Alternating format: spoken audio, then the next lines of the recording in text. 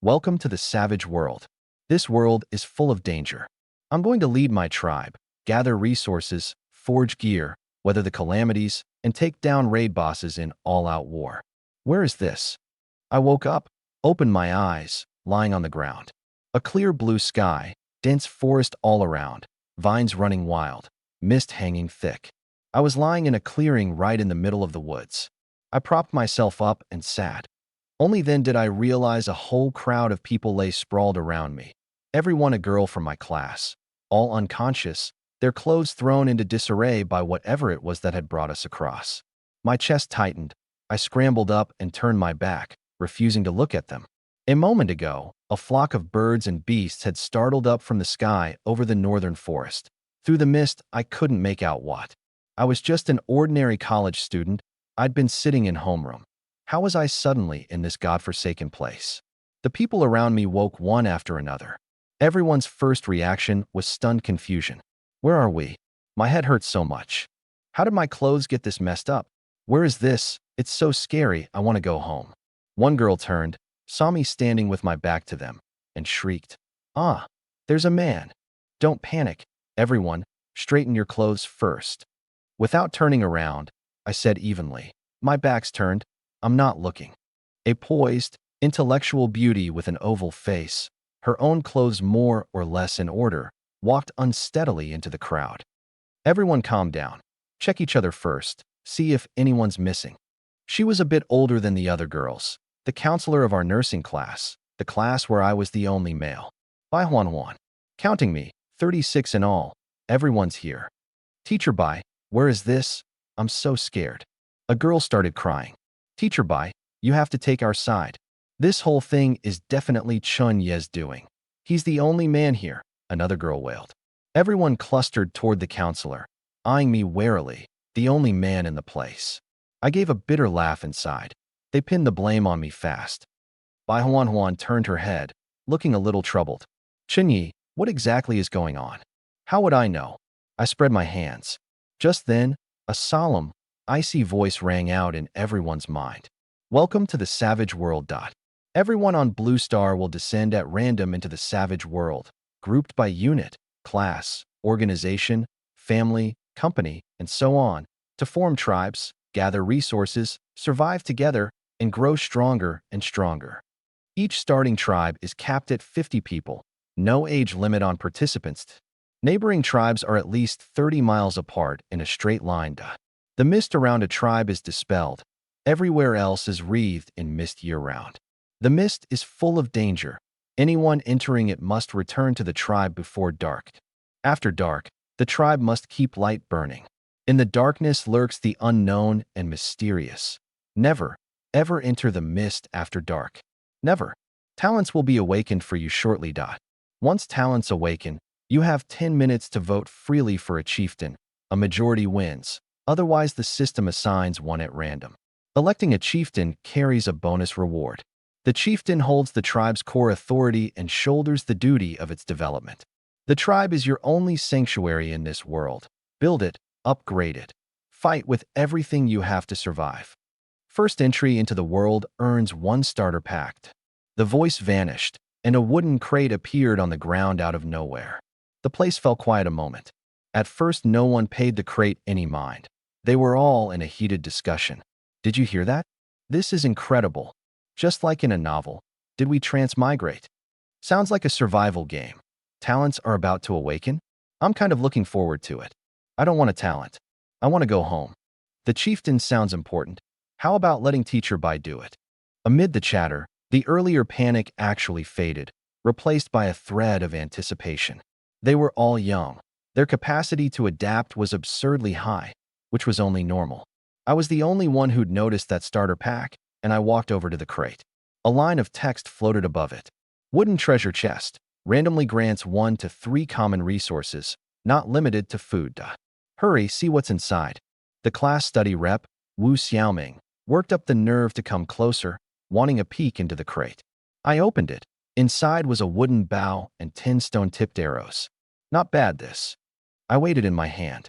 Out in the wild, at least it's another weapon. Suddenly, a white light enveloped everyone. Some blazed with gold light. so dazzling you couldn't open your eyes. Some gave off purple light, radiating prestige. Some only an unremarkable blue, even green, even gray. And me, I was wrapped in black light, the freak amid all the white, conspicuous as could be. The light faded, and a voice sounded in my mind. Congratulations, you have awakened the SSS grade talent, Steel Draw. You may steal others' talents to use as your own. Tier 1, 3 talent slots. Physical contact borrows a talent for 1 minute. Intimate contact for 1 day. 6 borrows per day. Once the slots are full, you may swap talents out. I froze in place and sucked in a cold breath. This strong? SSS grade right out of the gate. Able to steal and use other people's talents? Tier 1 minute could tier up? 3 slots at Tier 1. Wouldn't that be 8 or 10 down the line? I pressed down the storm in my chest and kept my face blank. This talent was too broken. I could never let anyone find out. Has everyone awakened a talent? By Juan organized the group. Call out your talents. I'm S grade, divine shot, effect, a pinpoint hit on any target within 30 feet. Wow, teacher buys S grade, amazing. I'm only C grade, vegetable farming. I'm worse, D grade, woodcutting. I'm A grade, Herculean strength, super strong. I'm a girl under 100 pounds. How'd I awaken this? I'm woodcutting too. Rough, exhausting work like that. Why shouldn't the man do it? Everyone's eyes swung to me again, all at once. But my attention was on the campus belle, Jiang Qiming. Not for any other reason. Her expression was off. She seemed to have awakened some formidable talent, yet she looked afraid, not daring to say it. Could she be SSS grade 2? That'd be too broken. A single class producing several SSS? What, are they cabbages? Chenyi, what's your talent? Bai Huan asked earnestly, looking almost expectant. I just opened my mouth. The girl who'd screamed, "There's a man," earlier at the first shriek, Huang Xiaoya, jumped in ahead of me. So what if you're pretty? Look at the trash talents you all awakened. 1 S grade, and you're all cowed. Huang Xiaoya sneered. The rule here is survival, and my talent is the best for survival. I could tell Bai Huan had never liked this brash, overbearing Huang Xiaoya, but even now she couldn't help asking. Huang Xiaoya, what's your talent? Call me Lord Chieftain. Huang Xiaoya tilted her chin and said shrilly. The chieftain shoulders the whole tribe's development, and only my talent. She didn't get to finish. A wolf, over half a man's height with a black mane, burst out of the forest. A black mane wolf. My pupils shrank. Its white fangs clamped onto Huang Xiaoya's left arm. In the blink of an eye, the whole arm was torn off. Ah! Huang Xiaoya let out a shrill scream, blood spraying down her shoulder, her face going white in an instant. The black mane wolf had bitten off a length of her arm, but as if it didn't suit its taste, it flung the piece aside, turned, and lunged at the person beside her. Everyone went pale with terror, screams erupting all around. Don't panic. I forced myself calm and shouted. This wolf is obviously a small fry. There'll be harder ones later. Calm down. Let's figure out how to deal with it together. But my heart was pounding. An SSS grade talent like mine. And I'm going to die here before I've shown a single edge of it? No way. I'm going to live. A pity that plenty of the girls couldn't hear a word of it, scattering in every direction like madwomen. The campus belle, Jiang Qiming, though. At some point she'd quietly come to stand behind me. The counselor, Bai Huan, nodded at me, plainly on board. Chenyi, I'm divine shot. Give me the bow, I'll shoot. I was the only male in the class, and I'd always been on good terms with teacher Bai. In a crisis, we had to band together. I didn't hesitate, and tossed her the wooden bow and arrows. The instant Bai Huan caught the bow, it was as if something woke in her soul. She drew the string deftly, raised her arm, and put an arrow dead into the black wolf's chest, aimed for the heart. A pity that accurate as she was, the force was too weak, or rather, the wolf's hide was too thick. The arrow sank in only about an inch, not enough to kill, only goading it into greater fury. It lunged hard at Bai Huan. A young counselor had never been through anything like this. She went pale with fright. Luckily, I reacted fast, tackling her down and pinning her to the ground, just barely dodging it. S-talent, divine shot, borrowed. 59 seconds remaining. My heart jolted. It worked. 1 touch of contact, and steel draw triggered. Only 1 minute. I had to be fast. tackled down by her own student. Bai Huan was still shaken. Chunyi, what are you doing? I had no time to explain. I rolled up and shouted toward the other side. Zhang Xinyue, get over here. Zhang Xinyue was the one with the Herculean strength talent. By now she'd been scared dumb, legs gone soft, frozen where she stood, not daring to move. I charged over, grabbed her arm, and yanked her up. A talent, Herculean strength, borrowed. 59 seconds remaining. To Zhang Xinyue, it looked like I'd braved danger to pull her up and shield her. But there was only one thought in my head. Divine shot plus Herculean strength, complete. I scooped the bow off the ground and drew it full. Right at the instant the black wolf lunged at Jiang Qiming. Thwip! An arrow through the heart. Thwip! Thwip! The black wolf hung in midair, and I sent 2 more arrows in. The arrow speed was astonishing. Every shot drove into the wolf's heart and burst it wide open. 3 arrows, and the black wolf died, toppling in front of Jiang Qiming. Congratulations! You have slain a common-grade monster, the black mane wolf. World first kill achieved. Upon founding your tribe, this will be announced automatically and rewards issued. The wolf's corpse instantly turned into a chunk of black mane wolf meat and 1 black mane wolf leg bone. What? We got the first kill. Yi Kuer, the gamer girl, bounced over to me. Chunyi, you're amazing. Will you protect me? Thank goodness. I thought we were done for. Chunyi's a man. Protecting us is only right, isn't it? Just then, Huang Xiaoya crawled up off the ground, clutching her severed arm and shrieking like a ghost. Why bite me my arm? It's all Jiang Qiming's fault. She cried out first and lured the monster here. Bai Huan, you're the counselor. Why didn't you block it for me? When we get back, I'm reporting you to the Education Bureau. This wild spray of hers left both Jiang Qiming and Bai Huan with nothing to say. Chunyi, you could obviously have killed it. Why didn't you act sooner? Men really are useless. She screamed louder and louder. My heart sank, and the urge to kill rose.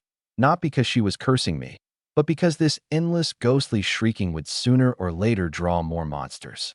I raised the bow, aimed between her brows. Divine shot and Herculean strength still had a dozen some seconds left. Everyone held their breath. No one dared step forward. Huang Xiaoya froze a moment. Then her face shifted again. You dare shoot me? You dare? Come on, shoot me. Thunk. The arrow grazed past her ear and buried itself in the tree trunk behind her. She froze stiff with fright. Scream again and draw a monster, and the one who dies is all of us. I said coldly, shut up. That arrow was a warning.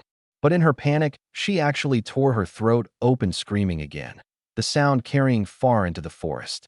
I hardened my heart. No more hesitation. At a time like this, someone who only knows how to shriek and draw monsters, and drags her companions to their deaths besides. Keeping her around was a curse that would get everyone killed. The second arrow buried itself between her brows. Huang Xiaoya fell. Kill C's. SS talent. Resource doubling. I paused. Killing could steal too? The first 2 prompts said borrowed. This one said seized. 1 word's difference, and worlds apart. I checked my talent slots. Divine shot and Herculean strength had expired and vanished, leaving only an SS grade resource doubling. And behind it, no time limit at all. Permanent. Resource doubling, Tier 1. Resources you touch are doubled. Items already used cannot be reused. Special items cannot be used. Items made via crafting books cannot be used.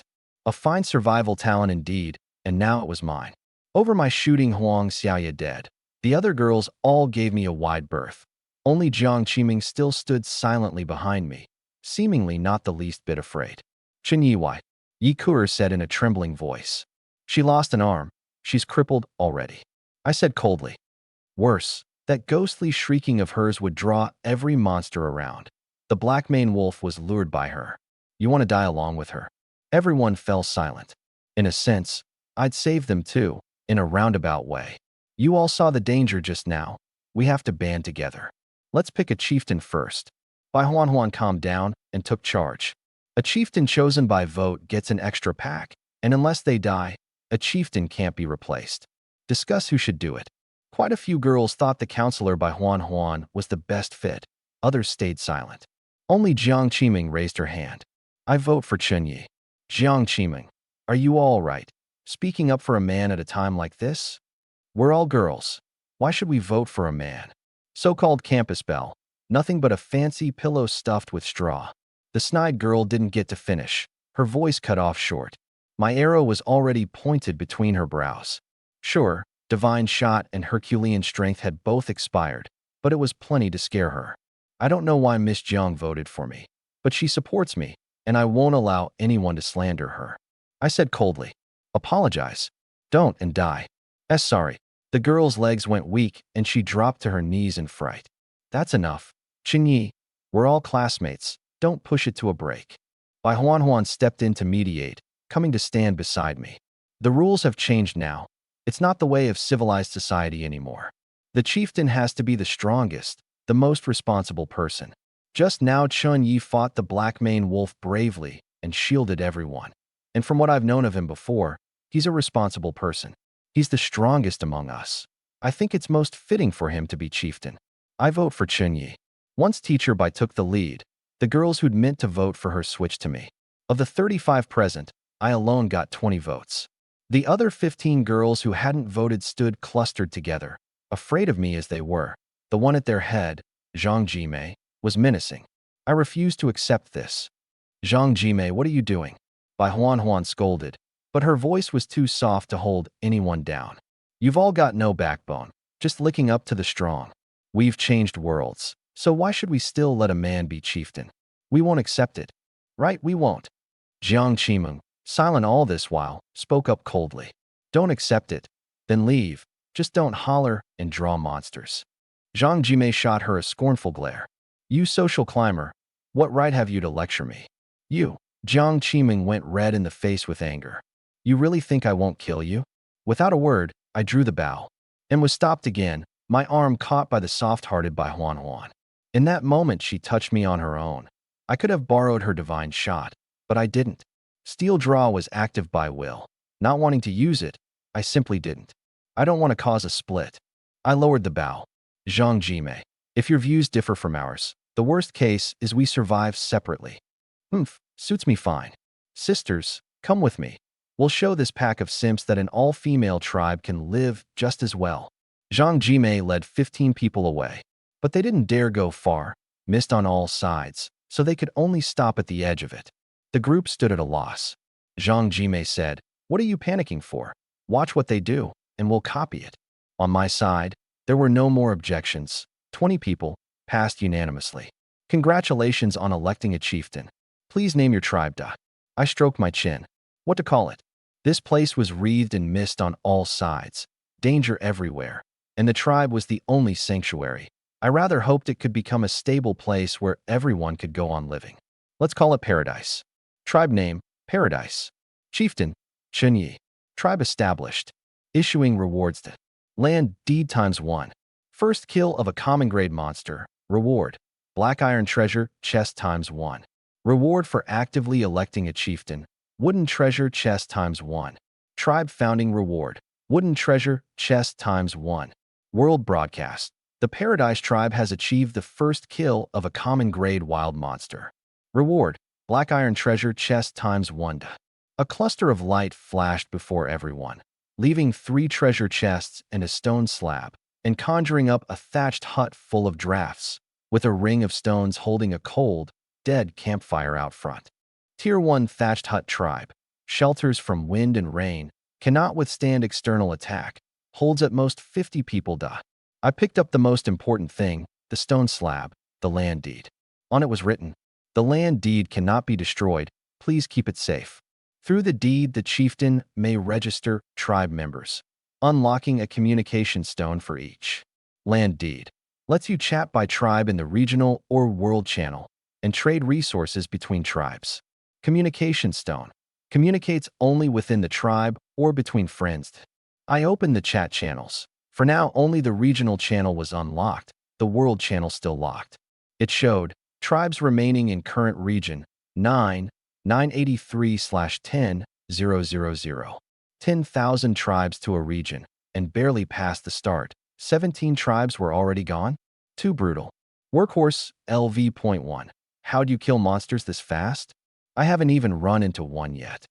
Hachimi, LV.1. Big shots of the Paradise tribe. Carry me. Wind, LV.1. We killed a wild boar too. And we're not even first. Field battle, LV.1. Anybody got timber?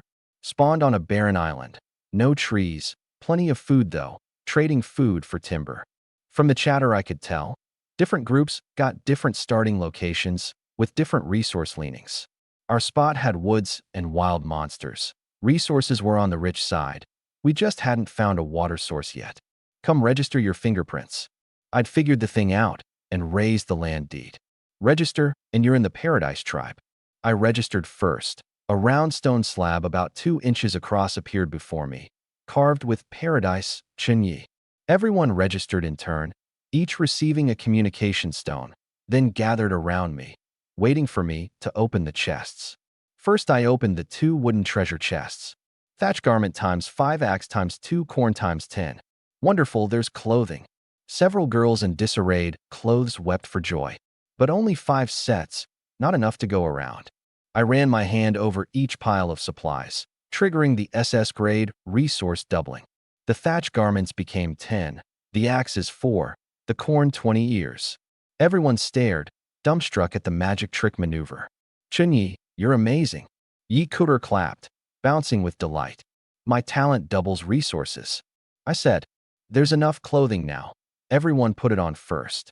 Only then did the girls in disarray each take a garment and pull it on. The thatch skirts chafed the skin, but the style was passable. At a mall they'd have to go for a few hundred apiece. Easy. Over on Zhang Jimei's side, seeing us with clothes to wear, several girls had a mind to come back. You're not allowed. Zhang Jimei snapped. The clothes the man gave have cameras in them. I couldn't be bothered with her. I opened the black iron treasure chest. Stone arrow times 10 heavy oxenu bow times 1 mineral water times 10. Weapons, a bow and arrows again. I ran my hand over all of it, doubling. 20 stone arrows, 2 wooden bows, 2 heavy oxenu bows, 20 mineral waters. Now the tribe had a bit of attack power.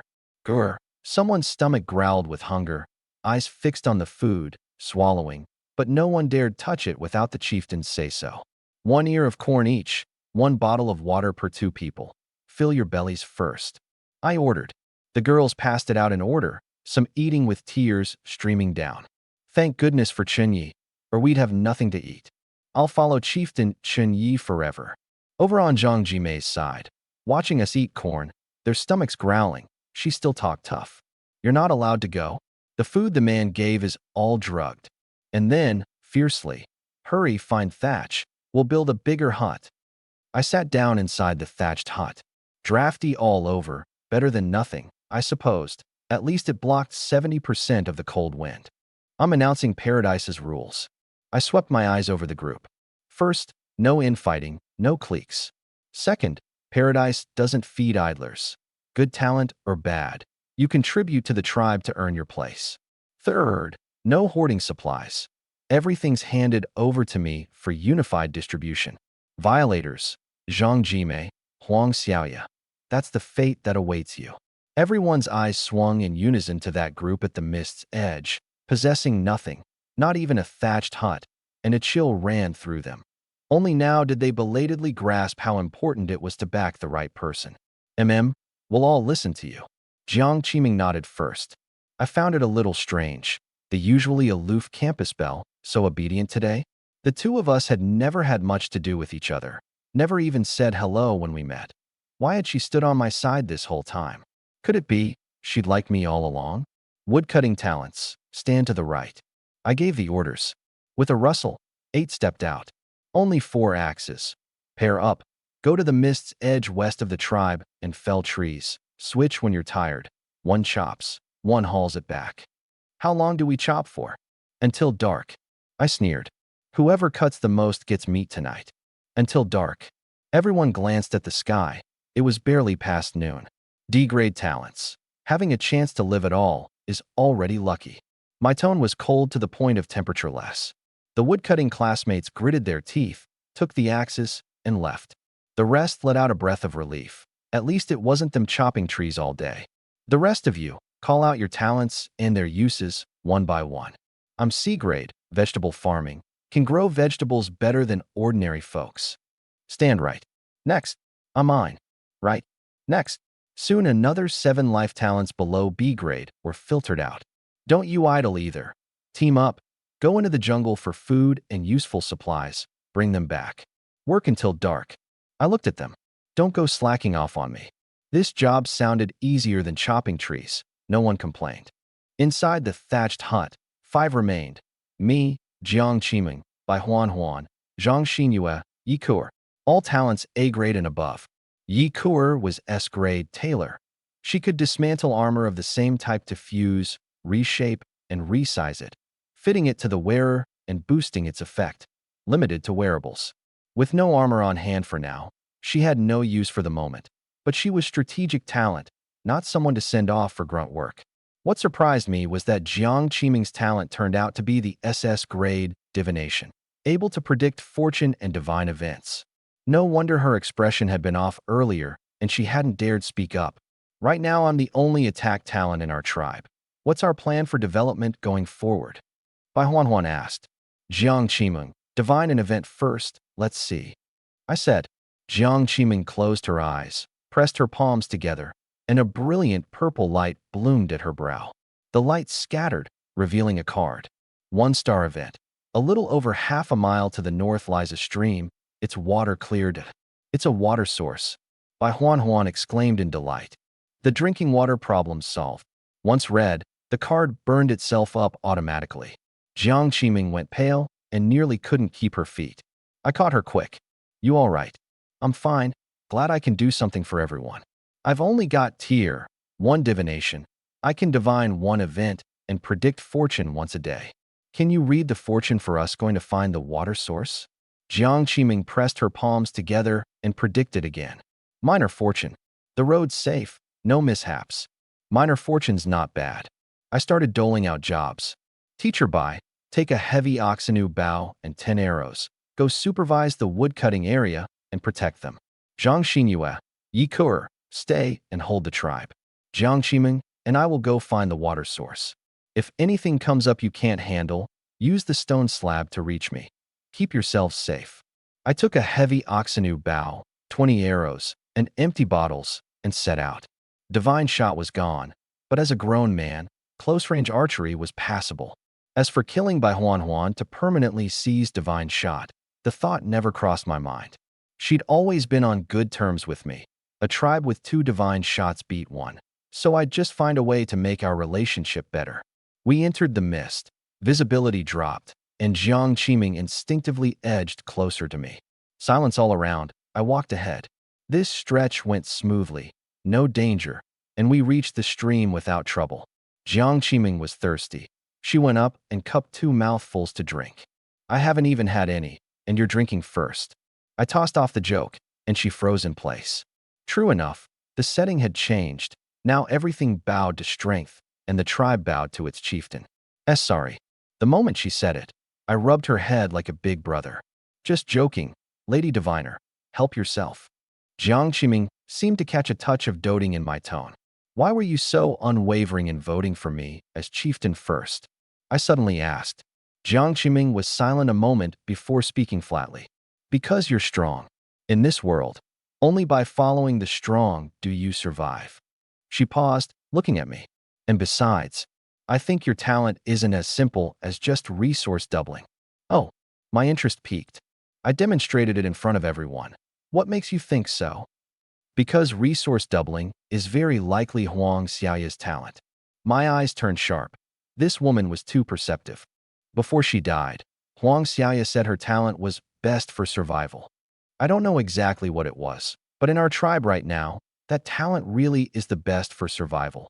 Every resource doubles passing through your hands.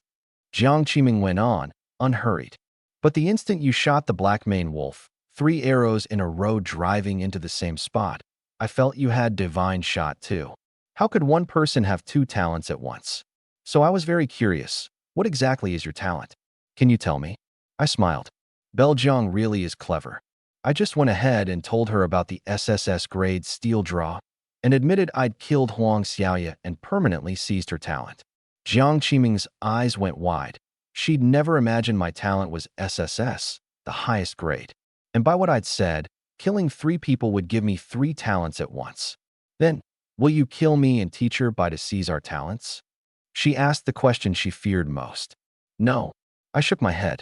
I'm on good terms with teacher Bai, and you're clever with a strong talent besides. You understand better than I do. Kill you and I gain only 1 permanent talent. Keep you, and divination and divine shot each cover their own front, and the tribe can run as normal. Which is the better deal is plain at a glance. Jiang Qiming let out a long breath. Looked like she'd bet right. Following someone like this, she'd live longer. When we'd drawn the water and were about to head back, she suddenly said, "Do you want to use my divination talent? That way, the tribe could divine 2 events and 2 fortunes a day. You're willing? Doesn't the land deed say the chieftain can register members and unlock permissions?" Jiang Qiming held up her communication stone. "I authorize you to borrow my divination for a day. That beats touching me for 1 minute every day, just enough to divine 1 thing." My heart stirred. So voluntary authorization, let me borrow for a whole day. She confirmed it on the communication stone, and a system prompt promptly popped up. Tribe member Jiang Qiming has authorized you. Talent borrowed, divination. 23 hours, 59 minutes remaining. Done. I smiled. Lady Diviner, from now on I can lend a hand with the tribe's fortunes too. This woman wasn't just clever, she knew the score. Sharing her most precious talent with the chieftain was both a show of loyalty and a way of binding herself to the tribe's ship. A clever person, easy to deal with. Why were you so unwavering in voting for me as chieftain first? I asked the earlier question again. Told you, because you're strong. Jiang Qiming gazed at the stream. And also, because I trust my own judgment. I didn't press further. Back at the tribe, Zhang Xinyue and Yi Kur, seeing the bottles brimming full, were wild with joy. You got water. Just then, 3 girls from Zhang Jimei's side came over timidly. Chenyi, could you let us join too? We were tricked by Zhang Jimei. Talents. I said coldly. The tribe was short on fighting strength. If they were S grade or above and sincerely repentant, I could let bygones be bygones. All 3 of us are mining. Where would we get a mine here for you to dig? I said sourly. D-grade talents. Didn't get in on the ground floor and want to join midway? Go back to your side. I turned to leave. Zhang Xinyue, show them out. Zhang Xinyue gripped her bow, but didn't raise it. Off you go. For old classmates' sake, I won't make it hard on you. One girl hugged her leg and cried. Xinyue, you're an A-grade talent. You've got a say in the tribe. Plead with Chunyi for us. A-grade talent, a say? Zhang Xinyue almost laughed. This tribe had 4 S grades and up. 1 A grade like her didn't even rank. Don't do this. Hurry and go. The girl still clung to her leg crying. Zhang Xinyue glanced back at Zhang Jimei's side. A thatched hut swaying on its last legs, no shelter from wind or rain. A whole afternoon and only 2 wild fruits found, all eaten by Zhang Jimei herself. Then she looked at our side. Clean water, clothing to cover up, an ear of corn per person, and meat tonight, they said. The people were more united and capable than over there, too. Her heart was crystal clear, never betrayed Xinyi. I told you to go. Gritting her teeth, she gave a kick. Powered by Herculean strength, the girl was sent flying a good 10 feet, sprawled on the ground, unable to get up for a long while. Zhang Xinyue drew her bow on the other 2. You want to force my hand? The 2 girls slunk over, helped their companion up, and ran back to Zhang Jimei's side. Get lost, traitors. But Zhang Jimei wouldn't take them back. The 3 became cast-offs rejected by both sides, weeping in pain and regret. Zhang Jimei's face changed. She'd seen clearly how Huang Xiaoye died. In this place, crying and shouting drew monsters. She hurried up to clamp her hands over the 3's mouths and snapped in a hushed voice. Don't cry out loud. Want to draw monsters and have us all die here. Zhang Xinyue quietly retreated to beside the thatched hut, sensibly not going in. Inside, Teacher Bai, Chenyi, and Jiang Qiming were discussing important matters. Inside, borrowing the divination talent, I divined an event. 2-star event. At dusk, a goblin squad will pass through this area. They seem to have found some treasure to bring back to their tribe. Be on guard. A 2-star event.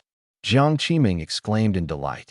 At tier 1 divination, 2-star is the highest I can read. Don't celebrate too soon. The higher the star, the greater the difficulty. I said, The card says be on guard. This band of goblins will most likely attack us. I read a fortune too. Neutral da. Should we call teacher by back? Jiang Qiming asked. To break this situation, the only way was to max out the tribe's firepower. If I could add a long-lasting divine shot, plus Herculean strength, I'd have a chance. I took out the communication stone and messaged by Huan Huan. Urgent matter to discuss. Return to the tribe at once. Soon, Bai Huan Huan came back with the bow. What is it? I handed her a bottle of water. Hard work all afternoon. Have a drink. Then I sent Jiang Qiming outside. I laid it all bare to Bai Huan Huan. The SSS grade steel draw, and the goblin crisis I'd just divined. How is that possible? Bai Huan Huan stood up, shocked. Chen Yi, don't joke with me. Teacher Bai, do I look like I'm joking? I said gravely. I can double resources. I can kill a black mane wolf with 3 arrows. Have you thought about why? Bai Huan Huan's face shifted slightly, gradually grasping my purpose and calling her back. The land deed lets a member authorize the chieftain to borrow their talent. I explained the communication stone's authorization mechanism to her. The dusk goblins are about to come. Me alone, plus you, 1 divine shot, may not hold. But if you authorize me to borrow divine shot for a day, the tribe has 2 divine shots, plus Herculean strength. Our fighting power multiplies several times over. Only then is this fight a sure thing. I'm not forcing you. I looked at her. If you're confident you can protect the whole tribe on your own, I'd never bring it up. I just want to lead everyone to live through this safely. You understand our situation better than anyone. Bai Huan Huan was silent a long while. Of course she understood. Back at the black mane wolf, without Chen Yi, that 1 arrow of hers wouldn't have counted for anything. In this world, sentiment and propriety all had to yield to staying alive. All right. In the end, she confirmed the authorization on the communication stone. For the tribe. Tribe member Bai Huan Huan has authorized you. Talent borrowed. Divine shot. 23 hours, 59 minutes remaining. Thanks, Teacher Bai. I said solemnly. We've always been on good terms. I won't do you wrong. Once the tribe finds its footing, all this hardship will pass. Bai Huan Huan gave a self-mocking smile. Her anger had cooled. With things at this point, dwelling on it was pointless. The pressing matter was how to get through tonight. Next, you're thinking of borrowing 1 more, aren't you? She calmed down. You've still got borrows left today, right? I nodded. But not from you too. Herculean strength is enough for now. But Zhang Jimei's 15 people over there. I haven't gotten a read on their talents. If any are better suited to combat than Herculean strength, isn't more insurance better?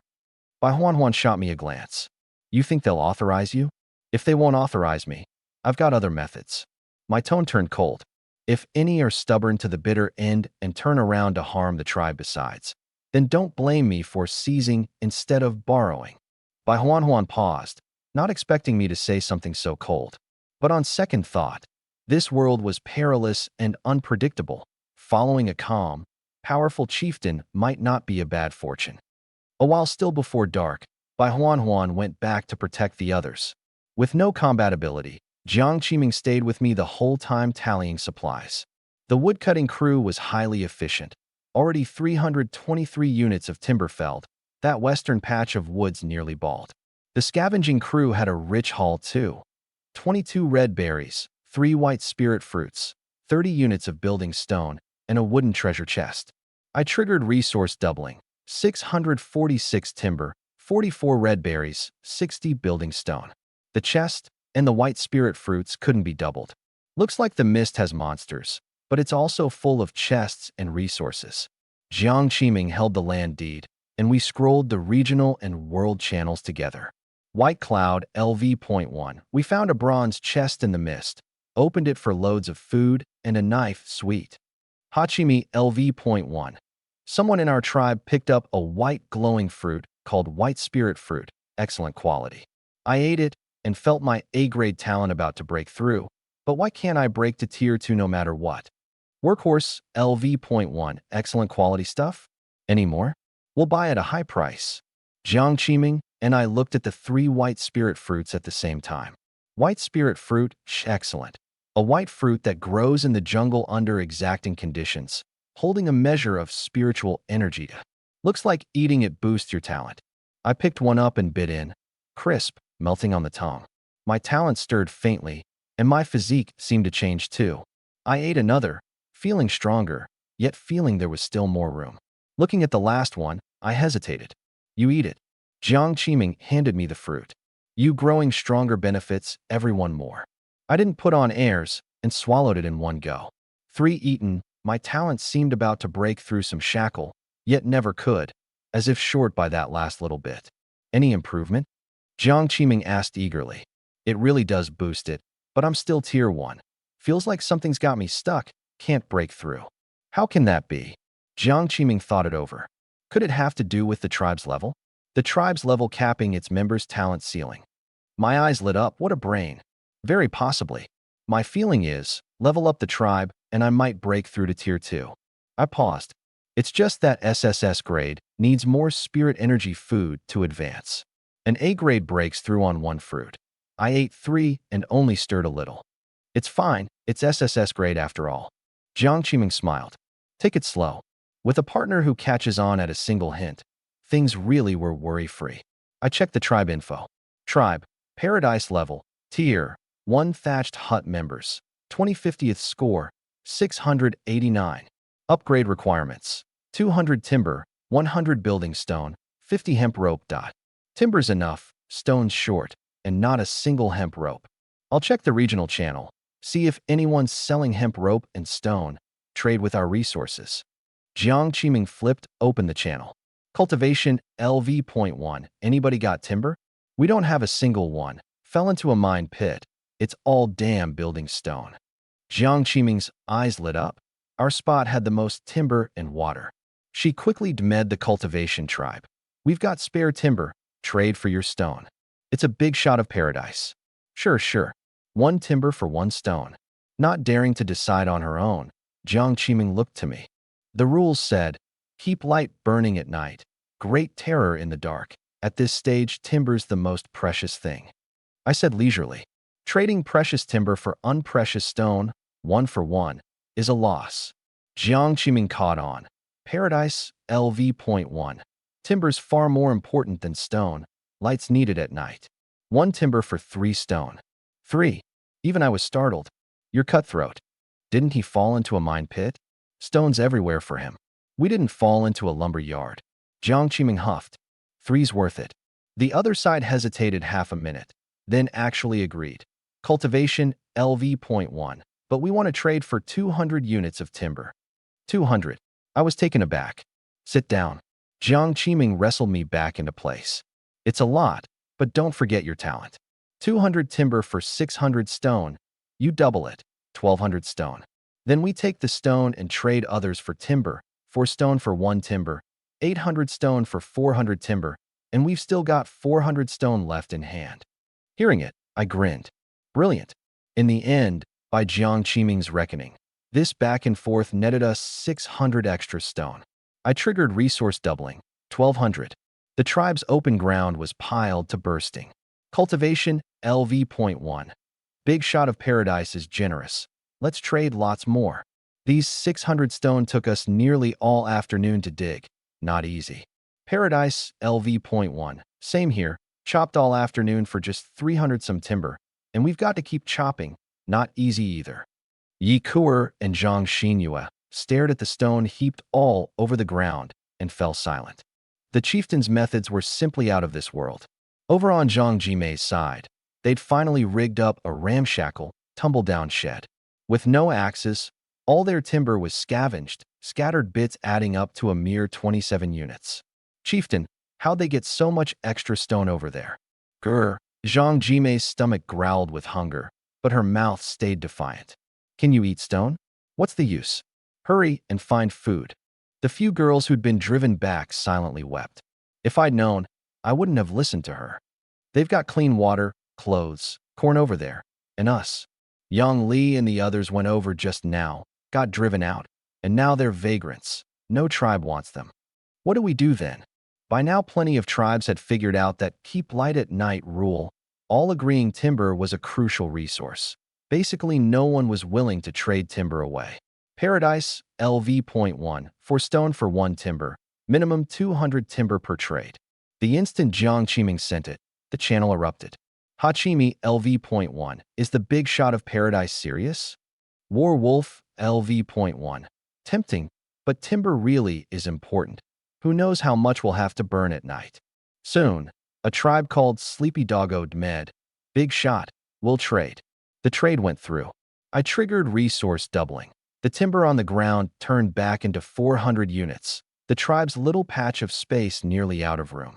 Jiang Qiming also found someone in the channel to trade hemp rope, using 20 timber and 50 stone to get 50 units of hemp rope, and along with it a stone arrow crafting book. Once learned, craft via the forge bench. Costs 1 timber, 1 building stone, 1 hemp rope to make 1 stone arrow. Rate, 1 per minute. This is good stuff. My eyes lit up. With this, the tribe would never lack for ammunition. I doubled the hemp rope while I was at it. Traded 100 timber for it. I think this beats stone. Jiang Qiming said. Just don't know where the forge bench comes from. Level up the tribe, and we'll have one. 200 timber, 100 stone, 50 hemp rope vanished into thin air.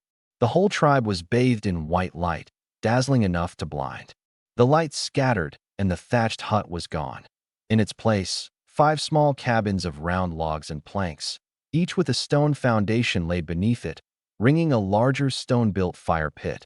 Beside the main cabin, a small table had appeared, the forge bench. Tier 2 tribe, log cabins. Built with the most primitive craft, not sturdy enough, but enough to shelter from ordinary wind and rain. Unlocks, forge bench. Holy crap, I'm not an educated guy. That was the only way I knew to put it. Heavens, our tribe leveled up. Yi Kur cheered. Zhang Xinyue stroked the rough wooden wall, thrilled beyond measure. Thank goodness she'd picked the right person. Following Chen Yi, she'd survive. Over on Zhang Jimei's side, she was nearly grinding her back teeth to dust. A line scrolled across the land deed chat page. Congratulations to the Paradise Tribe, the 6th in the world to reach level 2. Reward, bronze treasure chest times 1. The 6th, no less. 5 tribes had already reached level 2 ahead of us. The regional channel exploded in an instant. Cultivation LV.1. Holy crap, the Big Shot's a beast. Cultivation especially was floored. They'd just sold stone to Paradise, only for it to be dumped right back out at 4 stone, 4, 1 timber. Cultivation asked, what's Paradise after? I answered flatly, after a little fun. Sleepy Doggo LV.1. Our region's number 1, Cradle, and number 2, Mom Hunter, don't seem to be in this region. A pity we can't connect with them. They opened a gold treasure chest, you know. I fished 2 crucial bits of info out of the chatter. 1, world broadcasts only scrolled by in the land deed chat. Miss it, and it's gone. 2, gold chests opened into stronger gear. Strong tribes would only get stronger. Jiang Qiming hauled over the wooden treasure chest from exploring and the bronze treasure chest from the reward. Chieftain, open them. Zhang Xinyue and Yi Kur waited eagerly too. Opening loot boxes was addictive for anyone. Wooden treasure chest. Whole wheat bread times 5 pickaxe times 1 axe times 1. Bronze treasure chest.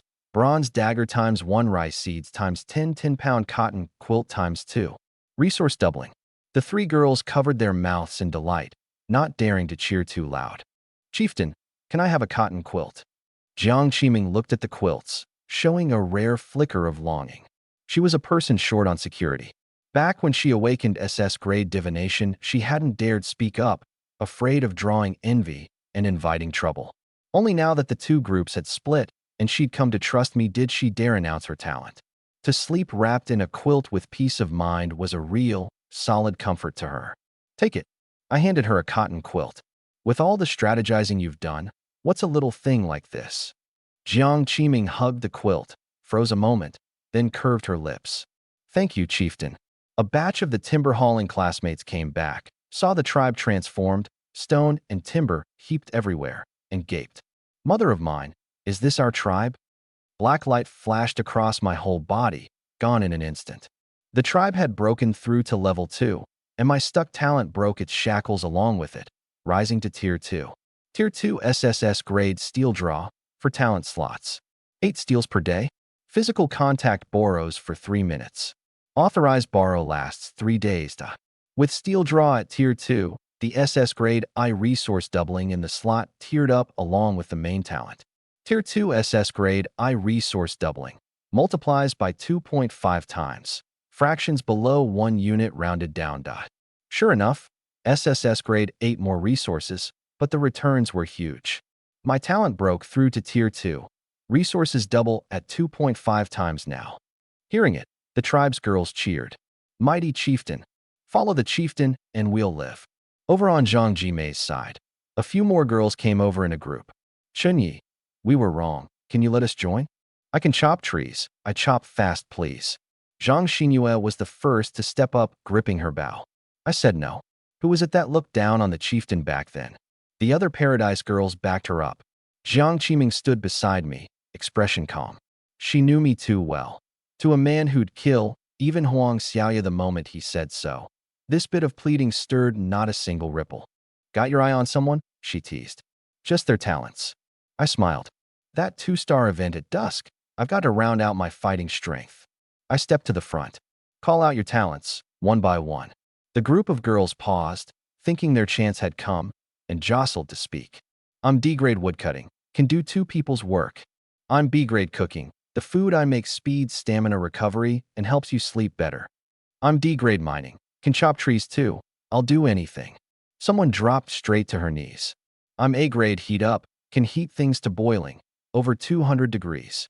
A girl named Yang Feng stepped out. My heart stirred. I picked up a stone arrow and handed it over. This, can you make the arrowhead hot? Yang Feng nodded over and heated the arrowhead on the spot. The stone tip gave off white vapor, hissing. Not bad. Fire arrows against goblins, just the thing. I can't let you join. It's a matter of principle. I looked at them. Back then you followed Zhang Jimei in the split and looked down on the tribe. That account can't go unsettled. They showed fear on their faces. But I changed tack, looking at Yang Feng. There's a hard fight at dusk. I need heat up. Yang Feng, authorize me to borrow your heat up, and I'll give you enough supplies to last the night. This deal, you in or not? It was contractual. Through the land deeds authorization, I could borrow her talent for 3 days. She'd take supplies and walk, settled. Yang Feng was startled and suspicious. You'll really give supplies? 2 whole wheat breads, 2 bottles of water, enough for the few of you to last till tomorrow. I said, authorize, or go back empty-handed and hungry. Your choice. Yang Feng gritted her teeth and confirmed the authorization on her communication stone. Yang Feng has authorized you. Talent borrowed. Heat up. 71 hours, 59 minutes remaining. I raised a hand and drew on the bronze dagger. The blade slowly gave off wisps of heat. Done. Said and done. I had Jiang Qiming fetch the bread and water and hand it to them. Take it and leave. If another tribe takes you in, that's your luck. Seeing that even Yang Feng, who'd authorized her talent, traded for only this little and still had to go, the girls knew further pestering was futile, cut their losses, and silently withdrew. Once they'd gone, only Jiang Qiming and I were left on the field. Rounded out another fighter. Jiang Qiming looked at the dagger, giving off heat in my hand. Heat up with stone arrows. That band of goblins at dusk is in for it. 1 slot left, holding it for Herculean strength. I walked to the supply pile and called the petite girl meticulously guarding it. Zhang Xinyue, come here. Coming, chieftain. Zhang Xinyue trotted over eagerly. She was my diehard now. There are goblins to fight at dusk. I need your Herculean strength. I got straight to the point. Authorize me to borrow it for 3 days, and you'll count as having put your strength into this fight too. Sure. Without a second thought, Zhang Xinyue confirmed on her communication stone. I'd be thrilled to do something for the chieftain. Zhang Xinyue has authorized you. Talent borrowed. Herculean strength. 71 hours, 59 minutes remaining. Divine shot. Divination. Heat up. Herculean strength. All 4 slots filled. For this dusk fight, I felt sure. I handed the still-warm bronze dagger to Jiang Qiming. You've got no combat ability. Take this to defend yourself. Keep yourself safe. Jiang Qiming held the dagger, warmth in her heart. Thanks, she suddenly asked. Why are you so certain I'll always stand on your side? Because you're clever. I looked at her. Clever people all know who to follow to survive. Jiang Qiming curved her lips and didn't deny it. Dusk was nearly here. The goblins were coming. There's a hard fight at dusk. Take a quilt back to your cabin and rest a while. Build up your spirits. I said to Jiang Qiming. She gathered up the quilt and went back to her cabin. Dusk pressed down little by little. I called everyone back. Work was off for the day. At the forge bench, I'd already learned stone arrow crafting and was working at the rate of 1 a minute. Number 50, done. We had only 50 units of hemp rope, exactly enough for 50 arrows. I stood before the crowd. Paradise has gotten this far thanks to every one of you. D grade or S grade, you've all put your strength into the tribe. Let me say this, the glory needn't be mine, but I will surely be part of it. Yeah, mighty chieftain. I waved them quiet and called Jiang Qiming to my side. Qiming is our tribe's diviner and our strategist. The ideas she's given have spared the tribe untold detours. You've all seen it. From now on, her word is the same as mine. The girls had no complaints. Who hadn't been won over by that brain of hers these past days? Cross-tribe arbitrage, seeing through the goblin raid, every bit of it real skill. Below, Bai Huan folded her arms and watched her 2 students with relief. Who'd have thought that one day it'd be this happy-go-lucky boy and that aloof girl leading everyone to survive together? Rather interesting. Also, when Qiming and I are both away, listen to Sister Bai. I paused. Now, about this afternoon's divination. I told everyone about the 2-star event and the fortune. Many showed fear. Fighting monsters again. I don't dare. Chieftain, can you cripple the monster first, and then I'll go at it with an axe? I assigned 3 girls to fire drill at the fire pit. Using heat up to heat the wood beneath to boiling, sparks came almost effortlessly, igniting the dry grass the scavenging crew had brought back, and the fire leapt up. Timber went in unit by unit, no stinginess. We still had 778 units. The firelight drove off the cold and gloom. I handed out the remaining 8 whole wheat breads, a red berry each, half a bottle of water, and used heat up to warm each person's water. Then I took the 2 black mane wolf meat the wolf had dropped and set them roasting over the fire. No seasoning, but the meat's aroma carried far, setting everyone swallowing their drool. Even Zhang Jimei, faint with hunger in the distance, was dripping. By rights I should divide the meat by merit. I cut it portion by portion with the bronze dagger. But everyone's merit is no small thing. Today, everyone gets meat. A few D-grade girls cradled their roast meat, weeping uncontrollably. They'd thought themselves dead weight to the tribe, yet Xinyi hadn't cast them off, and even shared meat with them. Tonight's night watch, woodcutting crew and scavenging crew take shifts. Make absolutely sure the main fire stays blazing. Whoever lets it go out leaves the tribe of their own accord. Carrot and stick. The 2 quilts to 2 cabins, squeeze in tight, and build a little stone fire pit inside each cabin for warmth. Eat up, then go make your nests. Stay in your cabins and keep quiet. I swept my eyes over them. When the goblins come tonight, me, Sister Bai, and Zhang Xinyue are the main force. There's also a wooden bow and 6 axes. Axes can serve as weapons. Who's willing to fight? The whole place went quiet. Fight? And if you die? You could only blame your own weak talent, not like Teacher Bai who could kill with 1 bow. But even among the weak, there are always those who don't fear death. A plain-looking girl raised her hand. I'm in. Good, Zhao Yujia. Axe or bow? An axe. I'm used to it. I handed her a new axe. Another stood up, a solidly built girl, Wu Qiuyan, 5'7" or so, used to heavy labor, good physique. Only a pity she was just D-grade mining. I'll fight too. Give me a bow. Good. I was gratified.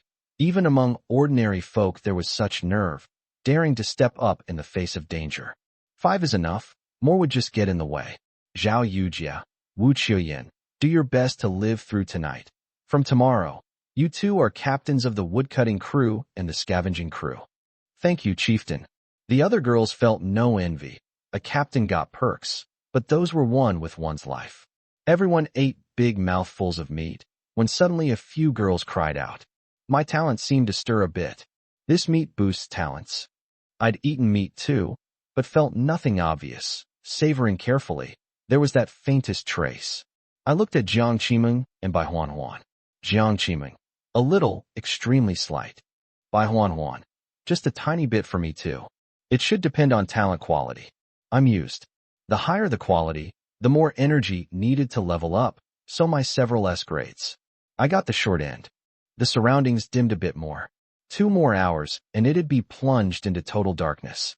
Over on Zhang Jimei's side, after 2 hours of fire drilling, they'd finally lit a flame, and she sat by the fire eating bread with berries and drinking water. The few girls she'd driven off that afternoon, when they came begging, huddled around the grass shed, not daring to approach, some with cuts and bruises on their faces and bodies. I couldn't be bothered with them. Don't keep your food safe. And whose fault is that? The first time we'd locked eyes across the gap since parting ways, Zhang Jimei's eyes were full of challenge. In mine, only a clownish joke. Just then, the eastern woods rustled. A line of green-skinned, humanoid goblins under 4.5 feet tall walked out, chanting some odd slogan. A club in each hand, for in the middle hauling a silver treasure chest, a crate of fruit, and a great big cow leg. This was the treasure the divination spoke of. The goblins, seeing this many people in the area, went wide-eyed, set down their goods, and grew excited. Everyone hide. I warned. The tribe's girls dashed into a single cabin with a whoosh. Just as well, we only had to hold that one. The goblin captain raised its club and let out a bizarre charge call. A scrawny goblin lunged first. I planted my feet into a wide stance and drew the Oxenu bow full. Herculean strength, heat up, divine shot.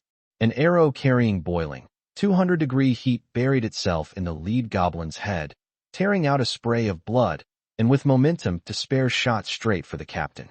But after punching through, the arrow's force had weakened. Reaching the captain, it was knocked aside by a club. The captain's red mane stood on end as it roared in fury. The other goblins took cowhide armor from the rear ranks back in the mist and threw it on. Crude, but enough to block some damage. Yeah. A goblin charged, club raised. This squad was 16 strong.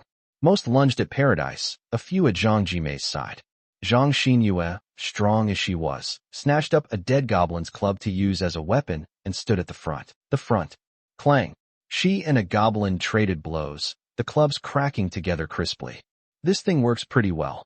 Bai Huan reacted lightning fast, an arrow loosing from under Zhang Xinyue's arm straight into a goblin's left eye. Pop. The eyeball burst, gore splattering Zhang Xinyue's face, a foul stench hitting her nose, sickening her to retching. Wu Qiuyan's first shot missed. A goblin was already on her. Zhao Yujia swung her axe in a horizontal chop onto its hide armor, leaving a deep gash but not breaking through. The goblin furiously raised its club at the two of them. At the razor's edge, a searing heat brushed past, and the goblin took an arrow through the head from me. Don't be afraid. I've got you. I tossed off the line and flashed back into the fight. The goblins went wilder. Getting nowhere on Paradise's side, some turned and lunged at Zhang Jimei's camp. Over there it was a slaughter. No weapons, no fighting strength. A few girls couldn't hold at all. The frenzied goblins didn't even trust people up to take away, just one club to the head, and it was over. In a blink, Zhang Jimei's camp was over half dead or wounded. Zhang Jimei, though, was fine. She pulled a handful of pebbles from her pocket and hurled them at the goblins. Poor aim, but the instant a pebble struck, it detonated on the spot. No small power. One hit a goblin's leg and blew it clean off. Zhang Jimei's talent is interesting. I watched from afar. Chunyi, aren't we saving them? Bai Huan, watching her former classmates die, couldn't bear it. Don't be rash, Sister Bai. Let her wear the goblins down first. A goblin lunged at Zhang Jimei. She grabbed a unit of building stone and smashed it into the thing's face. Boom! The goblin blew apart into chunks. Zhang Jimei took a kill.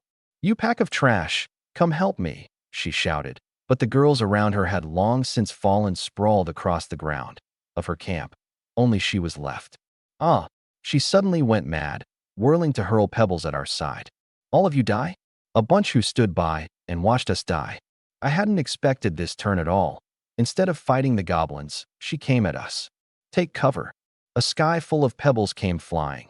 I yanked Bai Huan down and shielded her behind an empty cabin. Only Bai Huan and I, the two archers, were at the rear. The other 3 girls, up front, weren't so lucky and could only duck behind the stone pile for the moment. Boom, boom, boom, one after another. Small as each blast was, the 3 girls each had their skin burst and torn. Luckily, only surface wounds. Zhang Jimei, you're insane. I stood up, eyes laced with red, and drew the Oxenu bow to its limit. Herculean strength. Heat up? No, for a range job. Deal with her first. Divine shot. Thwip. An arrow fast as lightning punched through Zhang Jimei's brow. A smoking bloody hole in her forehead. Terror all over her face. Pupils blown wide. She toppled straight down and went still, forever. Talent. Range detonation seized. Heat up replaced. Zhang Jimei's talent was S-grade. Ranged attacks with explosions attached. The permanent new talent I'd stolen was only Tier 1. Seems a seized talent's tier follows the original owners. But even Tier 1 was a fair bit stronger than A-grade heat up. Tier 1 S-grade, range detonation. Every ranged attack carries an explosion, blast roughly equal to 50 grams of TNT. Not to be underestimated. Every goblin glared over viciously. The captain stamped the ground and shot toward me in a single bound. An arrow arrived, and it instinctively raised its club to block. Boom! The explosion snapped its club clean off. The captain froze, and in that one moment of freezing, my second arrow had already sunk an inch into its forehead. I looked back. Bai Huan had risen and drawn her bow. Her strength wasn't enough, and the captain's skull was hard. This arrow wouldn't kill it. I'll avenge my dead students. Bai Huan gritted her teeth. Good, avenge them. Boom. Boom. I loosed 2 arrows in a row, dead into the captain's brow. 2 explosions blew that head to a pulp. The goblin captain, dead. The remaining goblins, leaderless, scrambled to flee. Bai Huan and I gave them no chance. To stay within divine shot range, we chased and shot. In under 10 minutes, with the explosive arrows, I cleared the whole goblin squad. The dead goblins all vanished, leaving only a ground full of drops. The girls in the cabin watched it all through a crack in the door, saw Zhang Jimei's mad backlash, and saw me blow the captain's head off. Did we win? The chieftains too strong. In their eyes, right now I was probably no different from a god. It's safe, everyone come out. See to the wounded, tally the spoils. The instant they heard, it's safe, the girls pushed the door together and swarmed out. Long live the chieftain. Long live the Paradise tribe. The first thing they did wasn't grab supplies, but go check on the 3 classmates hit by the blasts. Jiang Qiming was the first to rush to my side. You hurt? I'm fine. I shook my head and went into the crowd to check the injuries. All 3 had surface wounds, the worst spots flayed open. In this environment, untreated in time, it could cost a life. But treat them with what? No medicine, no doctor. Maybe this world had something for healing.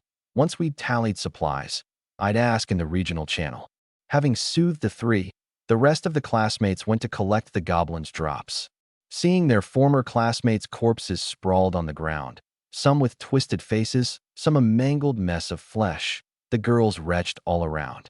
Taking Bai Huan and Jiang Qiming, I came to where the goblins had set down their goods, a rich haul, a silver treasure chest, a crate of fruit I'd never seen, and a big cow leg, enough meat to feed 20 for 2 days. Chenyi, there's more in back. Bai Huan pointed at the goblin's rear, hidden in the mist. Something seems to be moving.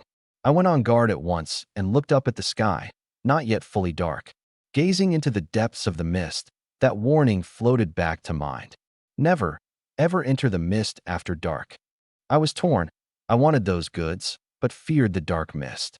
I went to the fire, raised a big torch, and came to the mist's edge.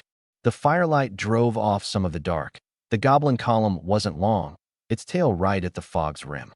By the fire, I could make out the outline. A flatbed cart, several crates stacked on it. And something that moved. Sister Bai, hold the torch and come with me. Qiming, go back to the tribe and wait for us where you are. I handed the torch to Bai Huan and held my bow ready. The 2 of us crept up to the cart, and that moving thing turned out to be a person. A girl, trussed up hand and foot, a wad of dirty cloth stuffed in her mouth so she couldn't make a sound. Clear tear tracks down her cheeks, and a green windbreaker on her, somehow still intact. It's a person. I lowered my bow and swept a glance at the crates beside her, 2 ordinary cargo crates, plus a silver treasure chest. Struck it rich. The cart was useful too, handy for hauling goods later. Bai Huan and I pushed the cart back to the tribe together. Everyone was curious about the girl's story. I had 2 girls help untie her, while I kept my bow up. What if it was a goblin trick? The dirty cloth loosened, and the girl burst into loud sobs. I finally see people again. Don't cry yet, I said gravely. Crying draws monsters. She saw the bow in my hand, and her sobs cut off short. I poured half a bottle of water. She gulped it down in a few swallows. The other classmates winced a little, since they'd each gotten only half a bottle. My name's Wang Mingyao, sophomore in the Language and Literature Department at Hangqing Normal University. Before she finished, a girl cut in. Wang Mingyao? Someone from Hangqing Normal. I've seen her photo online. No wonder she looked familiar. Hangqing Normal? I frowned. We're from the nursing department at Yuqing Medical University. Hangqing and Yuqing were over 600 miles apart. How had she landed near us? Go on, don't interrupt her. This morning I'd made plans to hike with a few classmates. Halfway up, everything went black and I was in this world. Wang Mingyao held her hands near the fire, gradually stopping her shivering. There were only 7 of us. There was a voice too, having us awaken talents and pick a chieftain. But the moment the chieftain was chosen, that band of green monsters showed up and killed my classmates, all of them. Why didn't they kill you? I asked. I didn't believe the goblins would spare only her. Tying her up and carting her off had to have a reason. They were going to kill me. I tried to use my talent to control them. It didn't work. Wang Mingyao, with dozens of eyes on her, was a little nervous. They seemed to sense my talent, so they tied me up, said they'd offer me to the king to control other beast packs. Everyone was stunned. You could do that?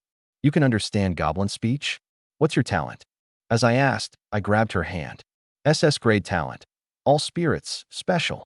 This talent carries contract causality and cannot be borrowed on a timer. A kill seize will void all contract causality. My brow furrowed. There were talents like this?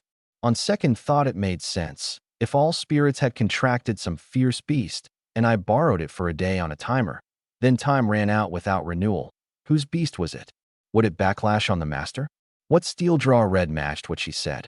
I gave Jiang Qiming a nod, and only then did she relax. My talent is the SS grade, all spirits. Wang Mingyao said. I can communicate with animals and contract weaker ones. Strong ones like goblins I can't contract, but I can understand them. I'm tier 1 now, can only contract one animal. Heavens, another SS grade. 2 SS grade campus bells. Our tribe's too strong.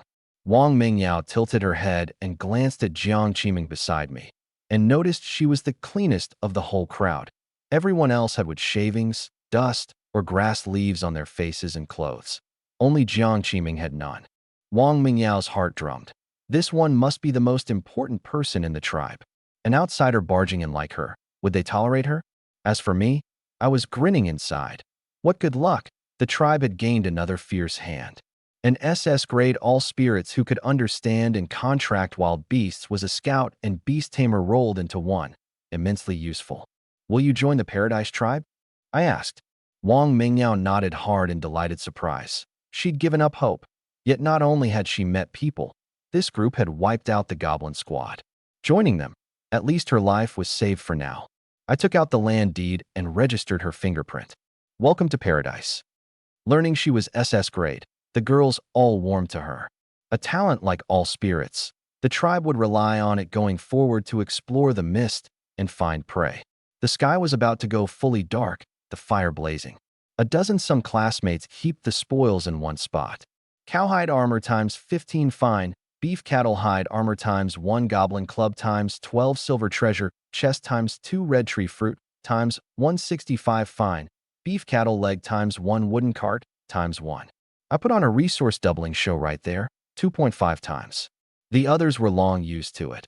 Only the newcomer Wang Mingyao went wide-eyed, staring at the heap of stuff appearing from nowhere, mouth hanging open a long while. That's amazing. Chieftain, open the chests. Jiang Qiming hauled the chests over and said playfully. Before crossing over, she'd loved opening loot boxes. Maybe that was part of why she'd awakened divination. The 2 silver chests had text floating above them. Silver treasure chest. A chance to obtain fine or even excellent quality items. I opened them together. Fine wooden storage chest crafting book excellent. Chest to storage crafting book ration biscuits times 3 wooden bathtub times 1 charcoal times 10. 2 crafting books, no less. With a storage chest, can we put all these supplies away? Jiang Qiming pointed excitedly at the stuff all over the ground. Very likely. I took the crafting books to the forge bench to learn them. Wooden storage chest.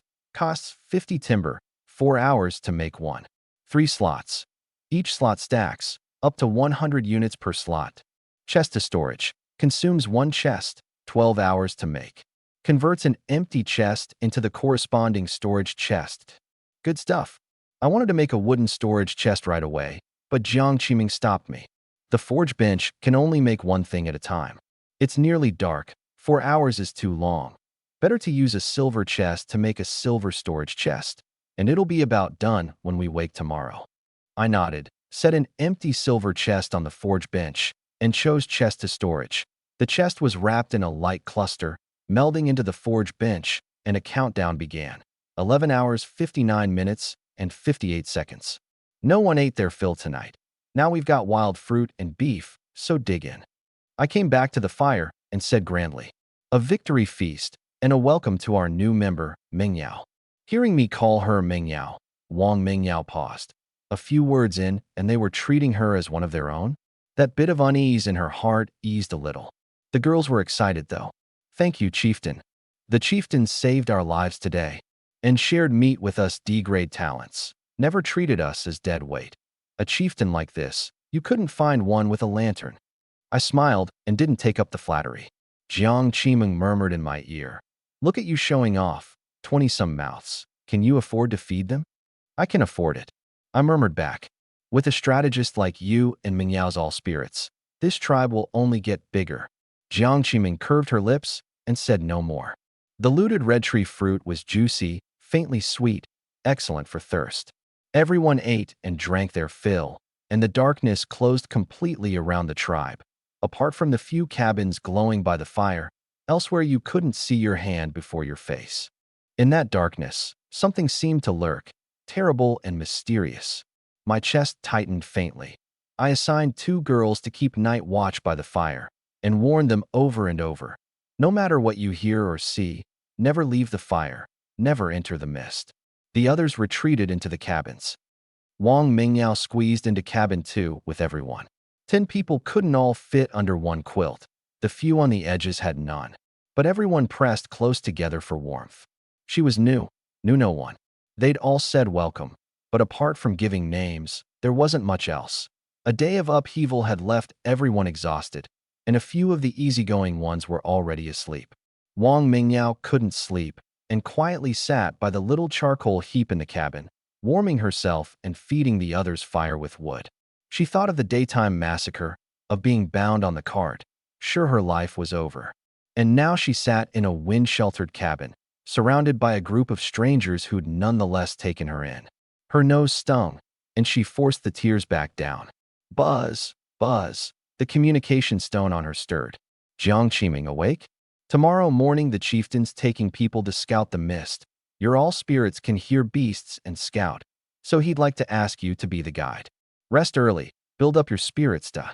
Wang Mingyao looked at the message and paused. So that was it. Some string in her heart, taut all this while, quietly loosened. This tribe really did seem to take her seriously, to want her to contribute by her own skill, and nothing else. She replied, "Okay," fed another stick into the charcoal, then pulled the edge of that thin quilt tight, and slowly closed her eyes. Tomorrow would be the first day her SS-grade all spirits found its use in the Paradise tribe. In the main cabin, I wrapped myself in the other quilt and looked out the window at that black so thick it wouldn't dissolve.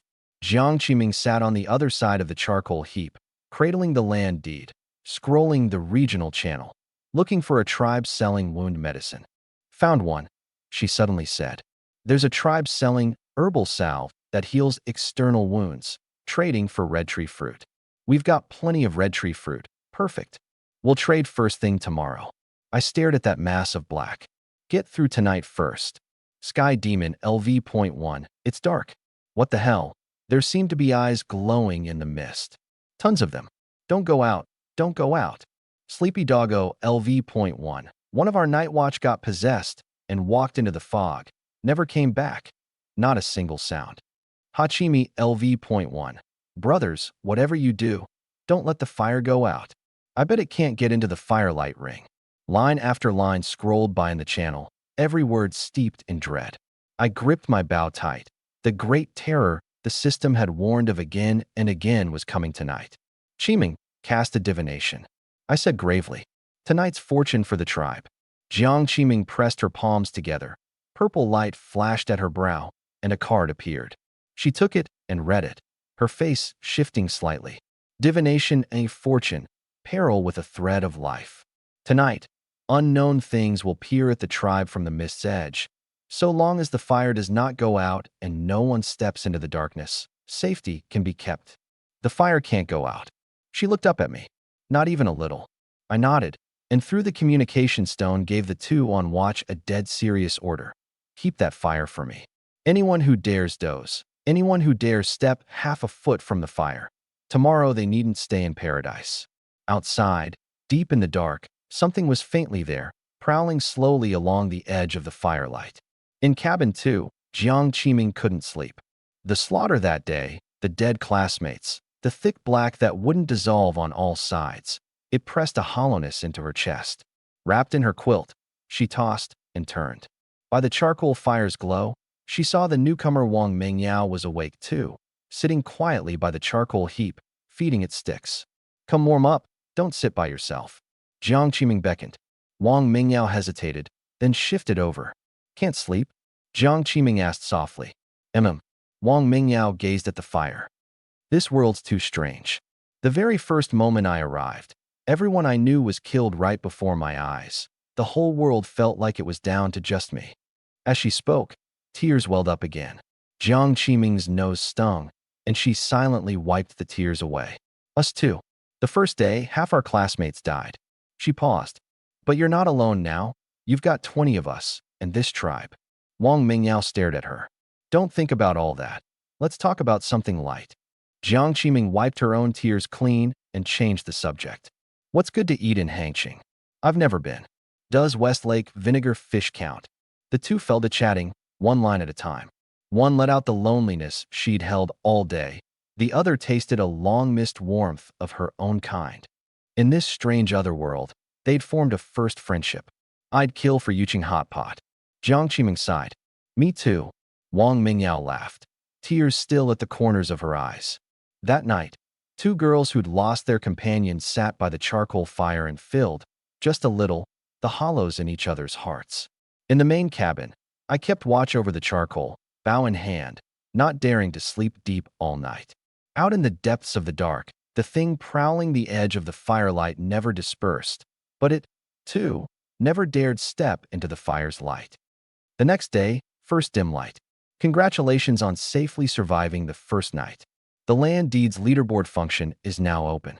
Paradise Tribe, World Rank 8, Regional Rank 1. Reward, 1 silver treasure chest. The system voice spun through my mind. I jolted awake and grabbed the land deed. Jiang Chiming and Wang Mingyao were roused too and crowded over to look. A ranking option had appeared on the deed. I tapped it, the world top 10. First Mom Hunter, LV.2, score 32-21. Second Cradle, LV.2, score 3109. Third Sacred Ember Mountain, LV.2, score 2968. Eighth Paradise, LV.2, score 2176. Regional ranking. First Paradise, LV.2, 2176. Second Hachimi, LV.1, 607. Third Sleepy Doggo, LV.1, 434. We're regional first? Wang Mingyao cradled her head as if dreaming, and more than triple the second place. But Jiang Chiming knit her brows. We were the 6th in the world to reach level 2, hauled in this many supplies. Your talent even tiered up. You've got a pile of S grades, and we're only world 8th. There are far too many powerhouses in this world. Yeah, my expression turned grave. The top 2 broke 3,000. We're just past 2,000. Those names plainly have no class. Jiang Chiming rolled her eyes.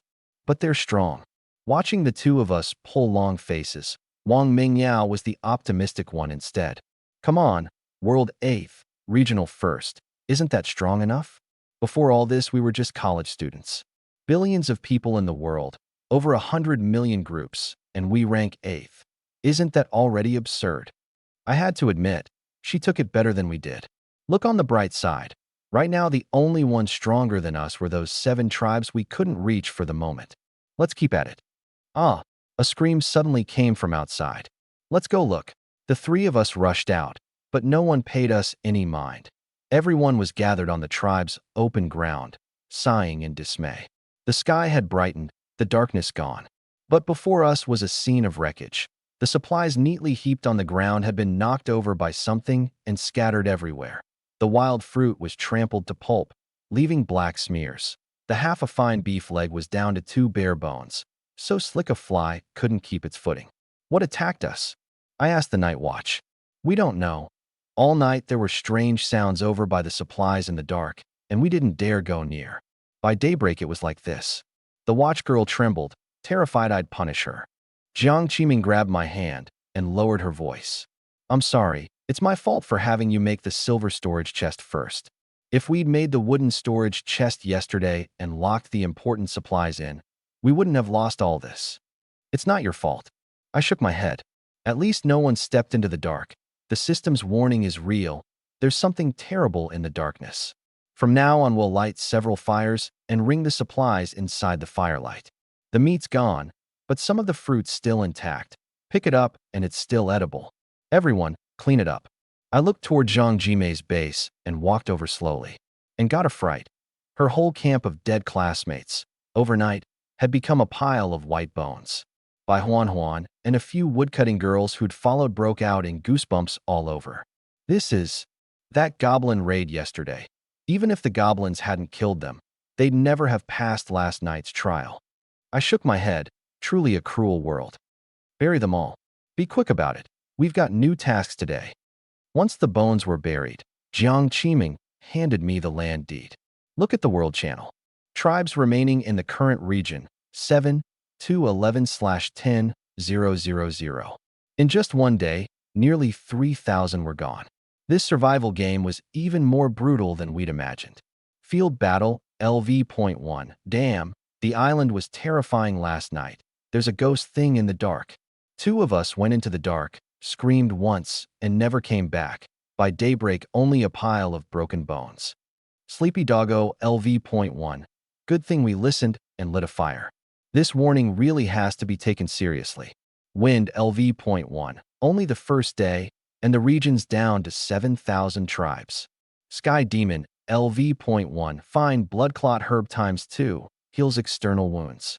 Getting hurt in this world is no easy fix. Trading for 200 units of timber. Sky Demon flashed a fine medicinal herb, and the channel erupted at once. Everyone wanted it, but 200 timber was too dear. They all wavered. Jiang Qiming looked at me. Take it. Zhang Xinyue and the others' wounds haven't healed. Hearing 200 timber, Wang Mingyao clicked her tongue. Timber makes fire and saves lives, and he wants this much for it? Can't you get him to come down? This Sky Demon tribe isn't easy to deal with. I shook my head. Blood clot herb's controversial right now, and no one's bid yet.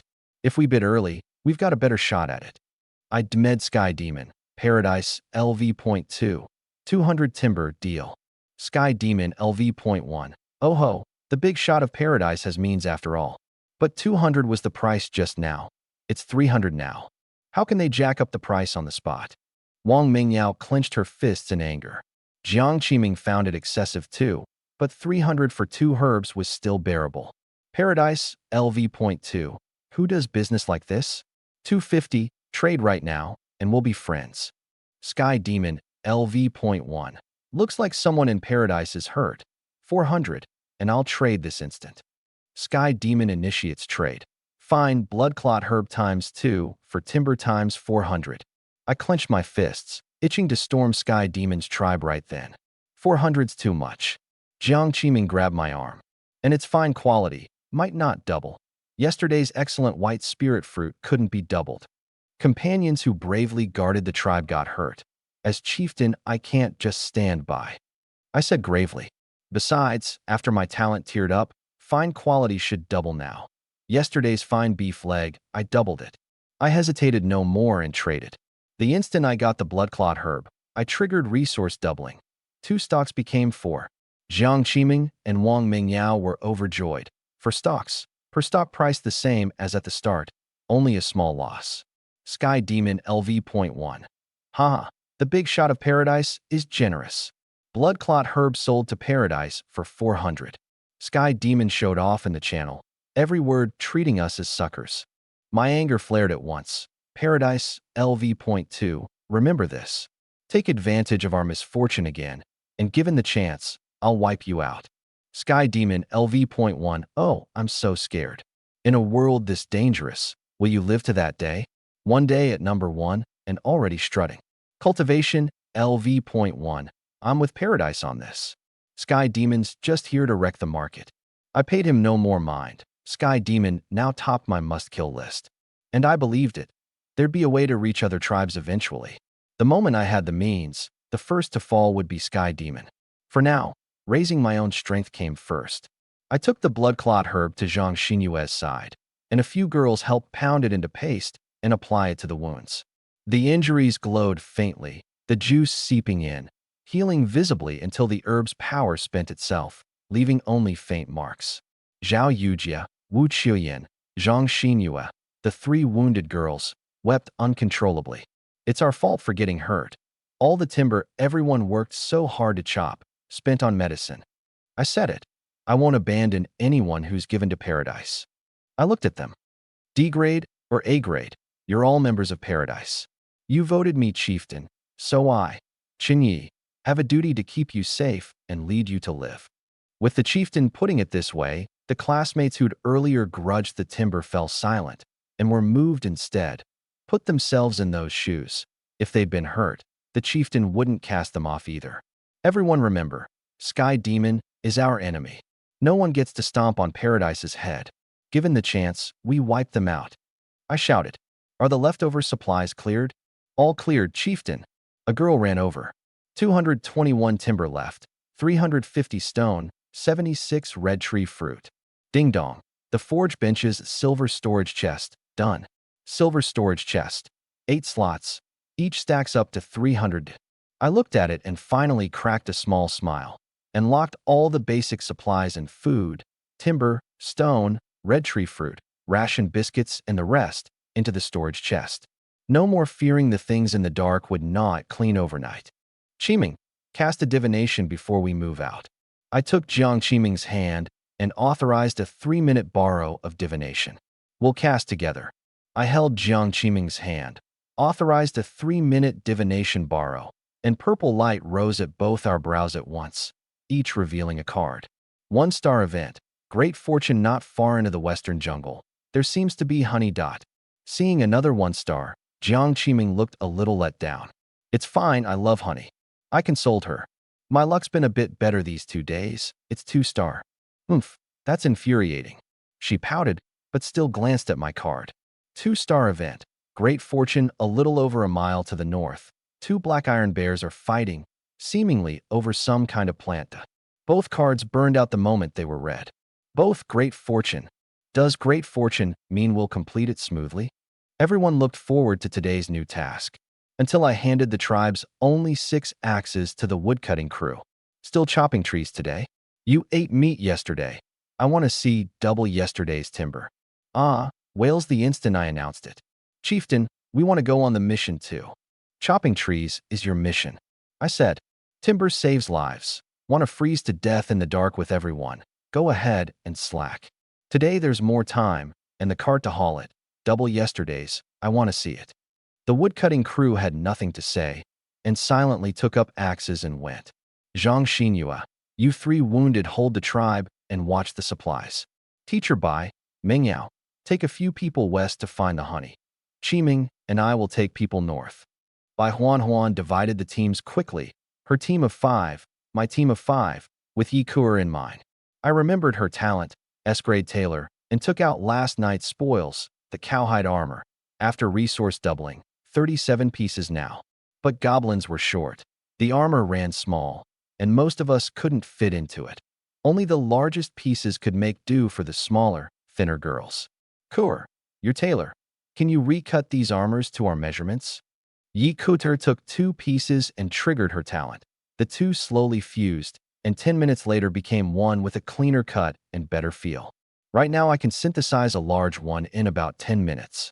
10 minutes is a bit long, but you're only S grade, can't ask too much. I stroke my chin. Start cutting. The rest of you scavenge nearby. We set out once the armor's ready. Each to their own task. Before Bai Huan left, I called her into a cabin. Teacher Bai, the divine shot authorization is about to expire.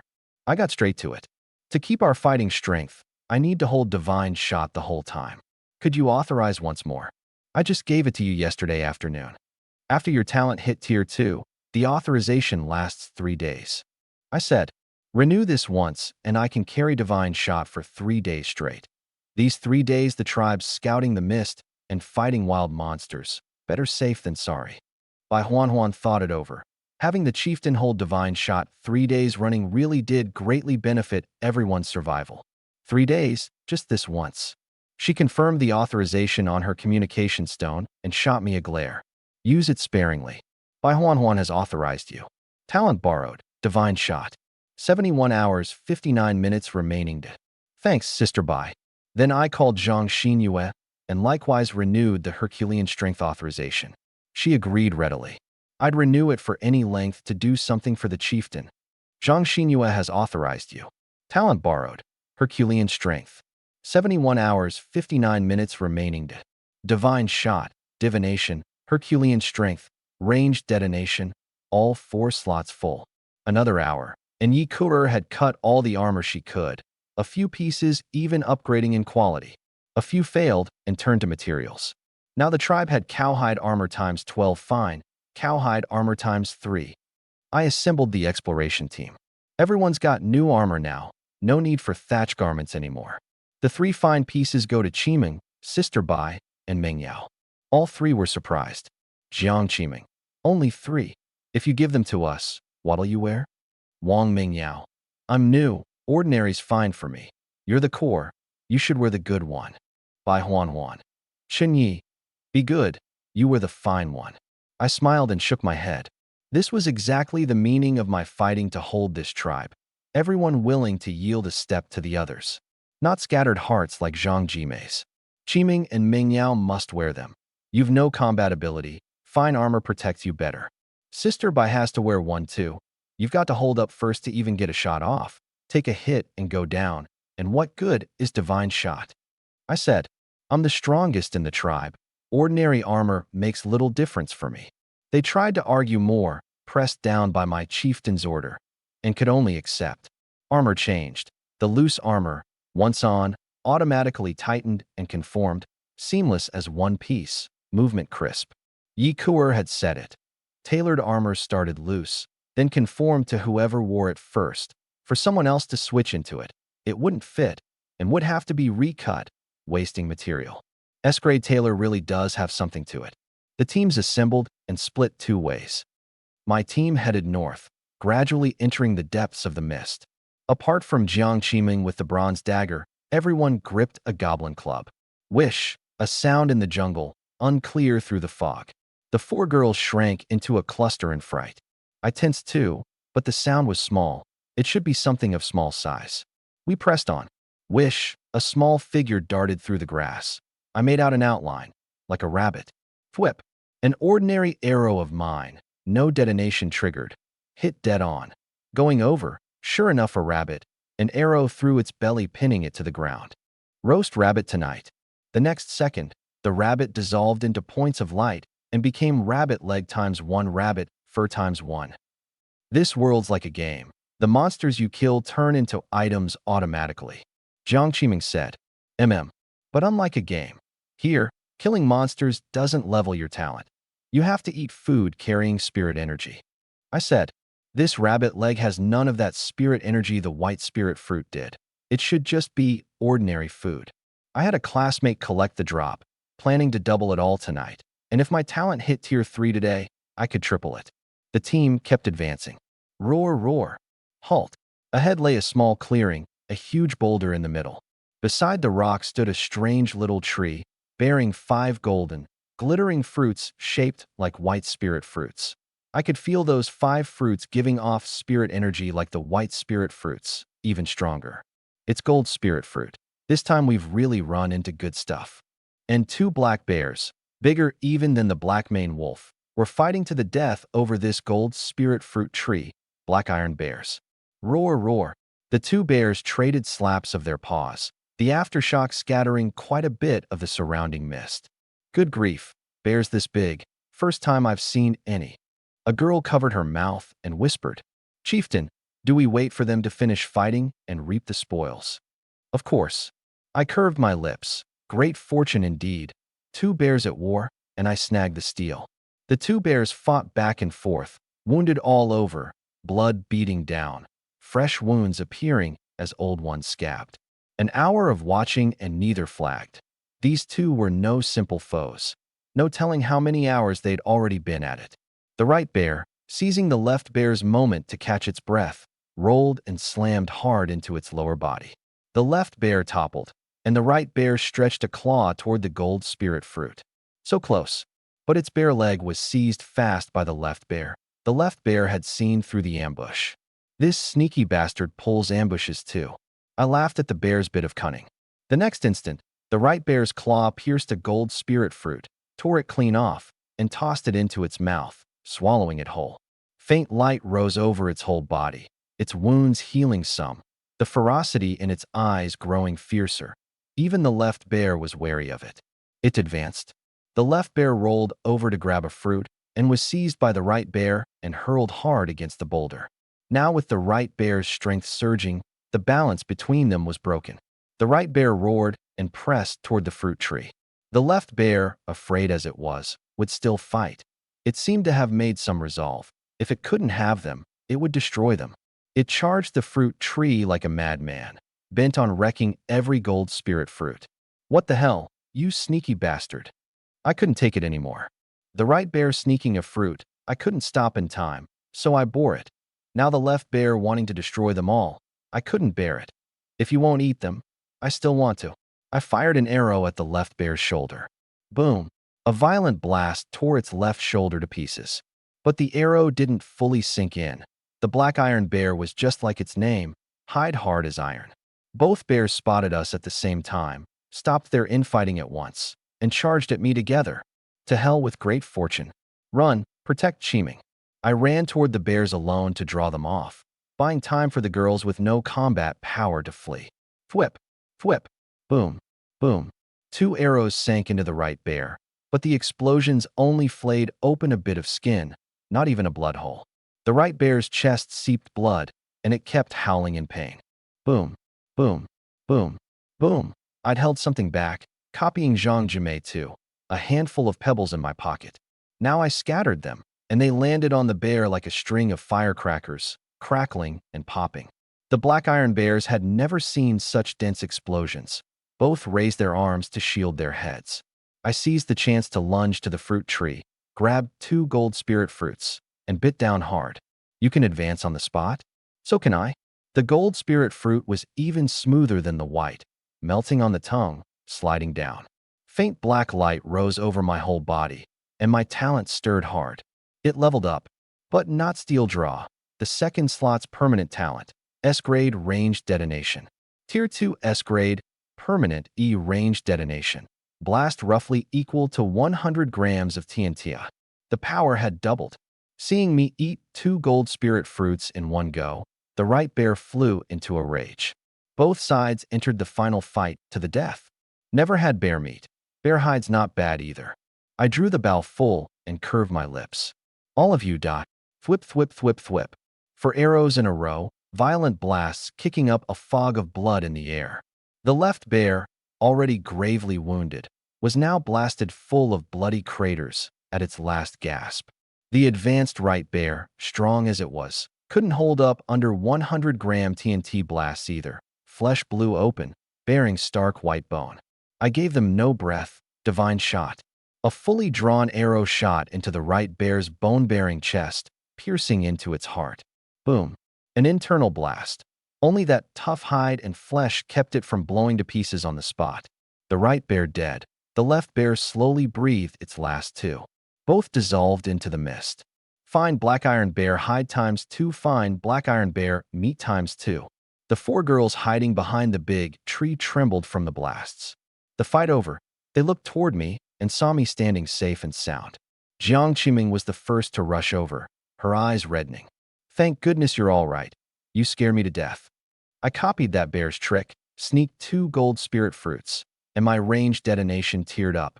I smiled. Jiang Qiming looked at the 2 gold spirit fruits still on the ground.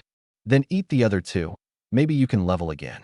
I shook my head, plucked them, and put them in her hands. You eat them. 1 tear up cost me a huge amount of spirit fruit. 2 isn't enough. But it's enough to get you to tier 2. She wouldn't take them at first. I forced them on her, and in the end both went down. A faint gold light spread over her. She closed her eyes a moment, and a new card appeared before her. 3-star event. Great fortune continue north. Beneath a tree unlike the others, something seems to light.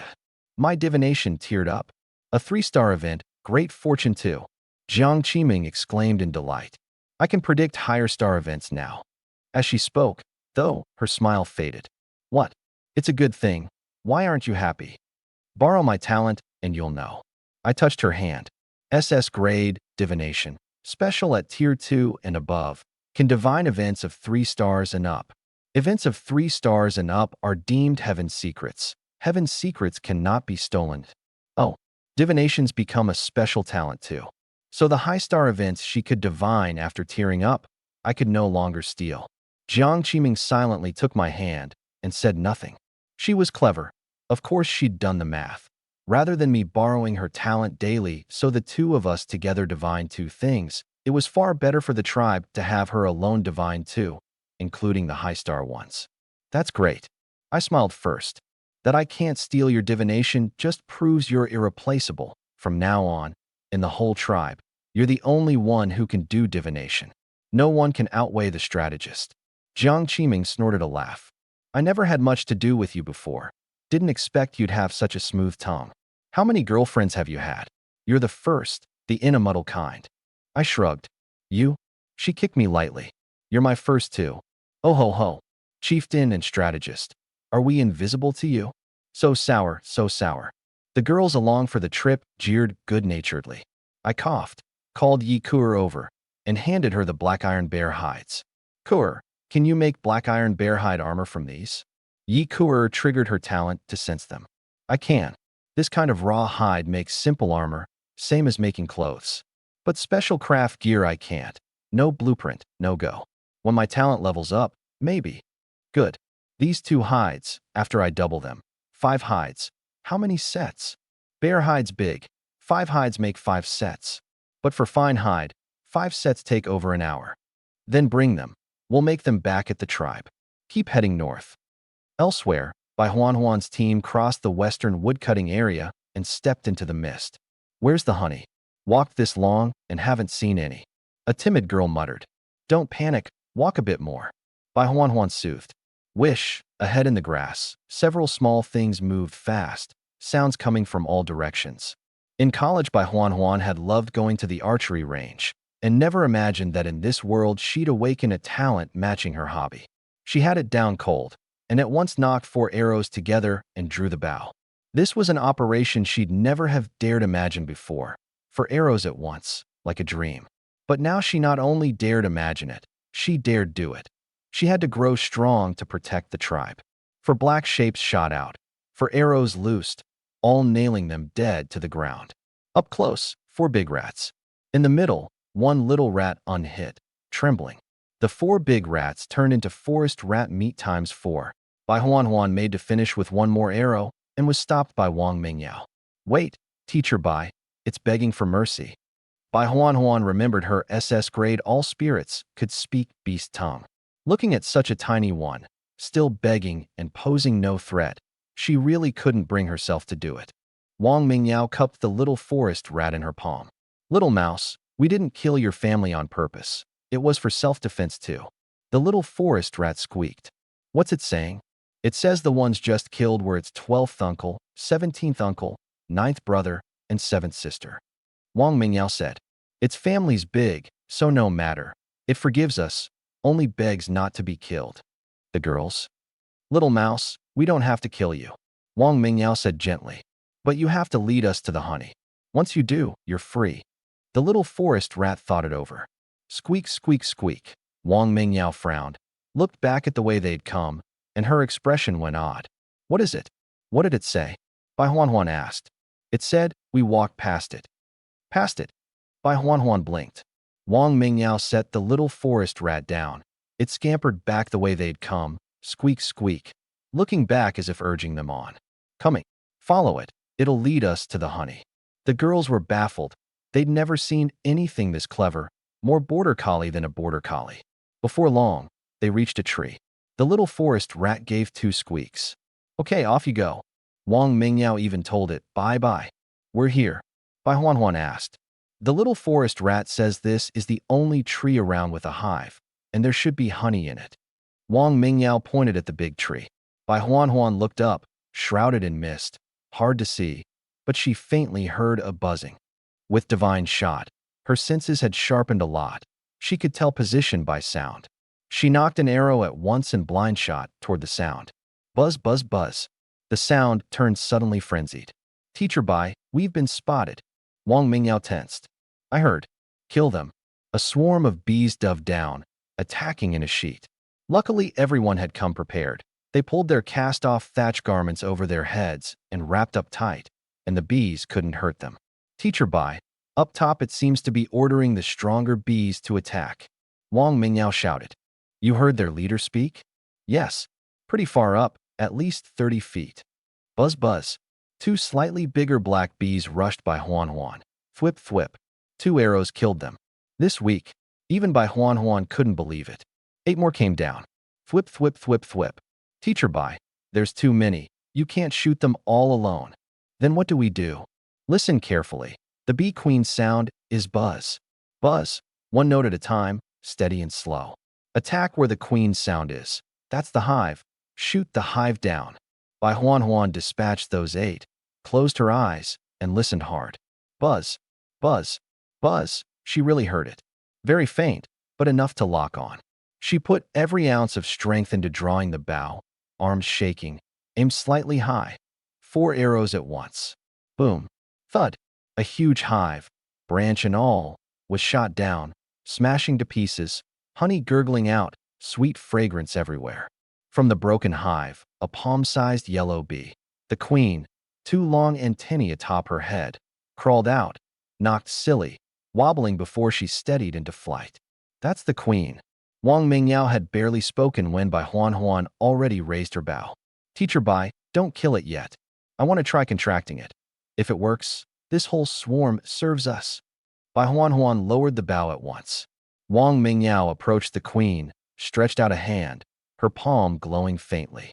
Contract successful. Nectar Bee Queen da. Nectar Bee Queen, leader of the nectar bee swarm. Nectar bees are feeble in battle but coordinate seamlessly and produce honey in abundance. The queen seemed brainwashed, forgetting her attack a moment ago, just circling Wang Mingyao's palm. The other nectar bees were all dumbstruck. What's gotten into the queen?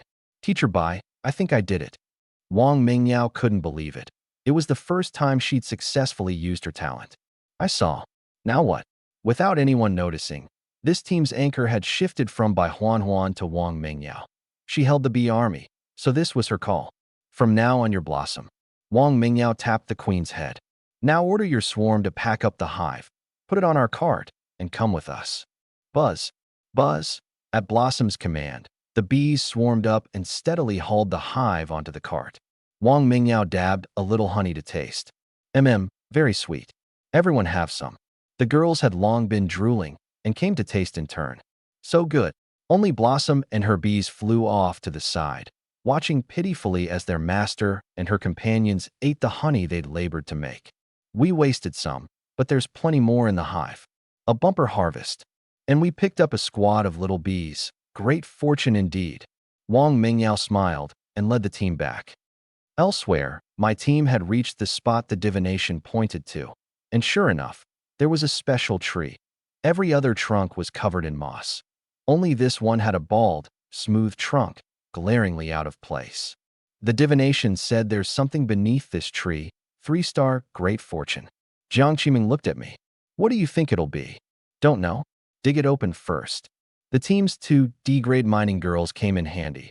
A pickaxe each, they started digging. Half an hour in, a full circle dug around the tree, and nothing. Jiang Qiming stepped up to look closely, pacing in place as if sensing something, then shook her head. What is it? I'm trying to use my talent to sense where the thing is. Sense it. Sensing some mystical business. I can't quite say. Jiang Qiming shook her head. How about we dig another circle? She put it to the two mining classmates in a consulting tone. The two hesitated a little. The next second came my bark. Dig where you're told. No slacking. Another half hour, still nothing. This time Jiang Qiming pointed directly beneath the big tree. The roots seemed to be tangled around something. Dig into the root system. An hour later, the mining duo had dug for 2 hours straight. Thanks to the mining talent, the tree's base was finally hollowed out, revealing a dense tangle of roots. The core roots wrapped around something golden and glittering. I fired an explosive arrow to sever the roots, and the object dropped to the ground. A gold treasure chest, no less. Everyone's exhaustion vanished. However hard the work, it was worth it. This chest can make a gold storage chest. We'll open it back at the tribe. We've been out long enough, and it's still a walk home. 2 hours later, we got back to the tribe, met head-on by a huge pile of timber. I'd pushed them this morning, and the classmates had worked especially hard today. Wang Mingyao was back already. Bai Huan and the rest had gone off to other tasks, and with nothing to do, she was mixing honey water for the classmates. Seeing me return, she came scampering over like a little girl. Wonderful, you're back safe. I opened my arms ready for a bear hug, but she went right past me and threw her arms around Jiang Qiming. Seeing my startled, sheepish look, Wang Mingyao flashed a little fond grin and gave my arm a token pat. A good haul? Jiang Qiming asked her. Yep, a big one. Wang Mingyao handed over a bottle of water. Try it. Jiang Qiming twisted it open. A clear sweetness wafted out, and she gulped 2 mouthfuls. Very pure honey water. Wang Mingyao, you scamp. None for the chieftain? I was thirsty already, took Jiang Qiming's bottle, and downed it in 2 swallows. Why are you drinking Qiming's? I prepared one just for you. Wang Mingyao quirked her lips and clapped. A buzzing rose all around. A swarm of slightly stronger black bees flew a bottle of water up to me, and 2 of them even unscrewed the cap for me. I was floored. The nectar bee swarm. I contracted the queen with my all spirits. This swarm is our tribe's now. Wang Mingyao said smugly. I finished the water in my shock and rubbed her head. Well done. This swarm looks weak, but they're small and fly all through the woods, perfect for an intel network. Wherever there's movement, the tribe will know first thing. Right. That's exactly what I was thinking when I told teacher Bai not to kill the queen. Wang Mingyao was beaming. We were on the same page. I earned the tribe a big merit too. A big merit. I smiled. Strategist Wang. First, I took the land deed to look at the regional channel. Most of the tribes posting were already level 2. The threshold for leveling wasn't high to begin with. Those who couldn't on day 1 were mostly born in resource-poor places or had scattered hearts. But there were still some level 1 tribes in the channel asking, where to get timber, where to get stone, and hemp rope? I glanced at the tribe info. Paradise tier, 2 log cabins, 21/100 score, 2566. Upgrade requirements, 5,000 timber, 3,000 building stone, 1,500 hemp rope, 500 iron, or da. Holy crap, it startled me. Is this upgrade leap a joke? Give us a little hope, then kick us down to hell. And there was an iron ore added. Where was I supposed to dig that? Jiang Qiming saw it too. Don't fret, we'll figure it out together, we'll level up. I generously let Jiang Qiming open the gold chest. You'll really let me open it? She couldn't believe it. Open it. Under my and Wang Mingyao's witness, Jiang Qiming opened it. Rare spirit salt, 3 grams excellent titanium steel machete times 1 memory foam mattress times 1 10-pound cotton quilt times 2. The 3 of us went wide-eyed. A gold chest could open rare grade. What was spirit salt? I picked up the little glass vial. It looked like coarse salt, but glittered. Spirit salt, a vein of mineral salt irrigated by spirit energy, nourished over 10 million years, crystallized from absorbing vast spirit energy. Tastes pretty good, by the way. Good stuff. I sniffed it, just a sniff, and my talent shivered. This tiny vial held no small amount of leveling spirit energy. I looked at the excellent titanium steel machete, a yard long, light, handy. A pity I was a ranged type. Trading for a melee talent didn't suit me. Neither of these could I double. Excellent quality, beyond my talent's current tier. The memory foam mattress doubled to 2, the quilts to 5. The three of us laid the mattresses out at once, and Wang Mingyao flopped onto one first. So comfy. Now the tribe's got 9 quilts and 2 mattresses. Shouldn't we adjust the lodging? Jiang Qiming asked. We should. I nodded. My cabin uses 1 mattress and 2 quilts. The remaining mattress and 2 quilts go to Teacher Bai, Zhang Xinyue, and Yi Kuer, the 3 of them sharing a cabin. They're S/A, they should have their own. The rest split into 2 cabins and squeeze, 2 quilts per cabin. Wang Mingyao mused inwardly. The gap in talent quality was real and solid. But in another tribe, C- and D-grade talents would probably be treated worse than dogs. Only in Paradise did Chunyi never treat anyone as dead weight. Even D-grades got meat, got quilts, got kept safe. This was exactly why she was willing to stay. There's 1 quilt left, we could trade it in the regional channel. Jiang Qiming suggested. I want to trade for 2 strong bows. I said. The tribe's attack rests on bow and arrow, and there's only me and Teacher Bai as shooters. Stronger bows mean a big jump in fighting power. The machete, whether to keep it, I'm still thinking. Wang Mingyao couldn't get a word in, lying there comfortably, thinking, if only there were a phone to scroll videos. Chenyi, our tribe's badly short on combat power. Jiang Qimeng, silent a while, analyzed. Apart from Zhang Xinyue with Herculean strength for melee, no one else has any fighting ability, and Zhang Xinyue's all brute force, no technique, so she loses badly in melee. This machete could be traded for a same quality or fine bow, plus some upgrade supplies, for a big short-term boost in combat power. For now, we should prioritize leveling the tribe to 3.